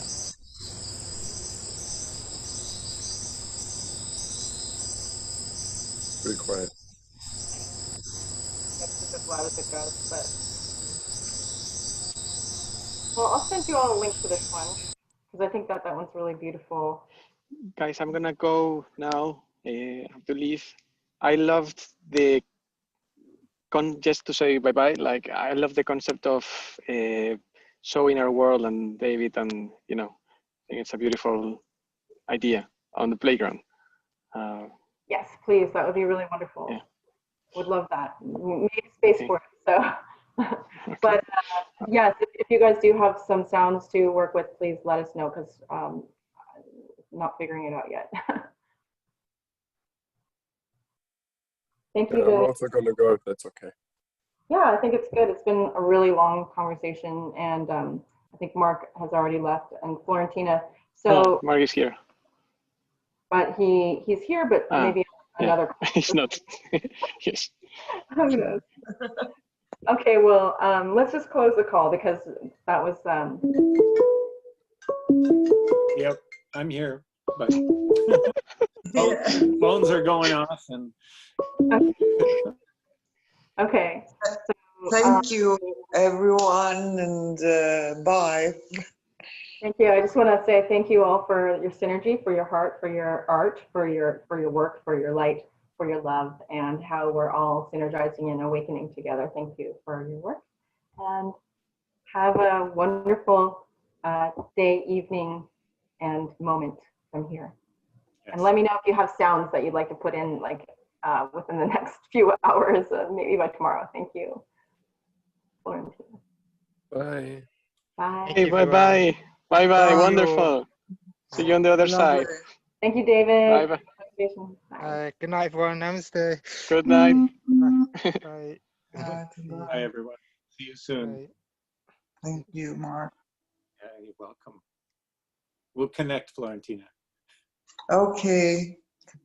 I'll get in touch. Thank you so much. Bye. Yeah, take care. You too.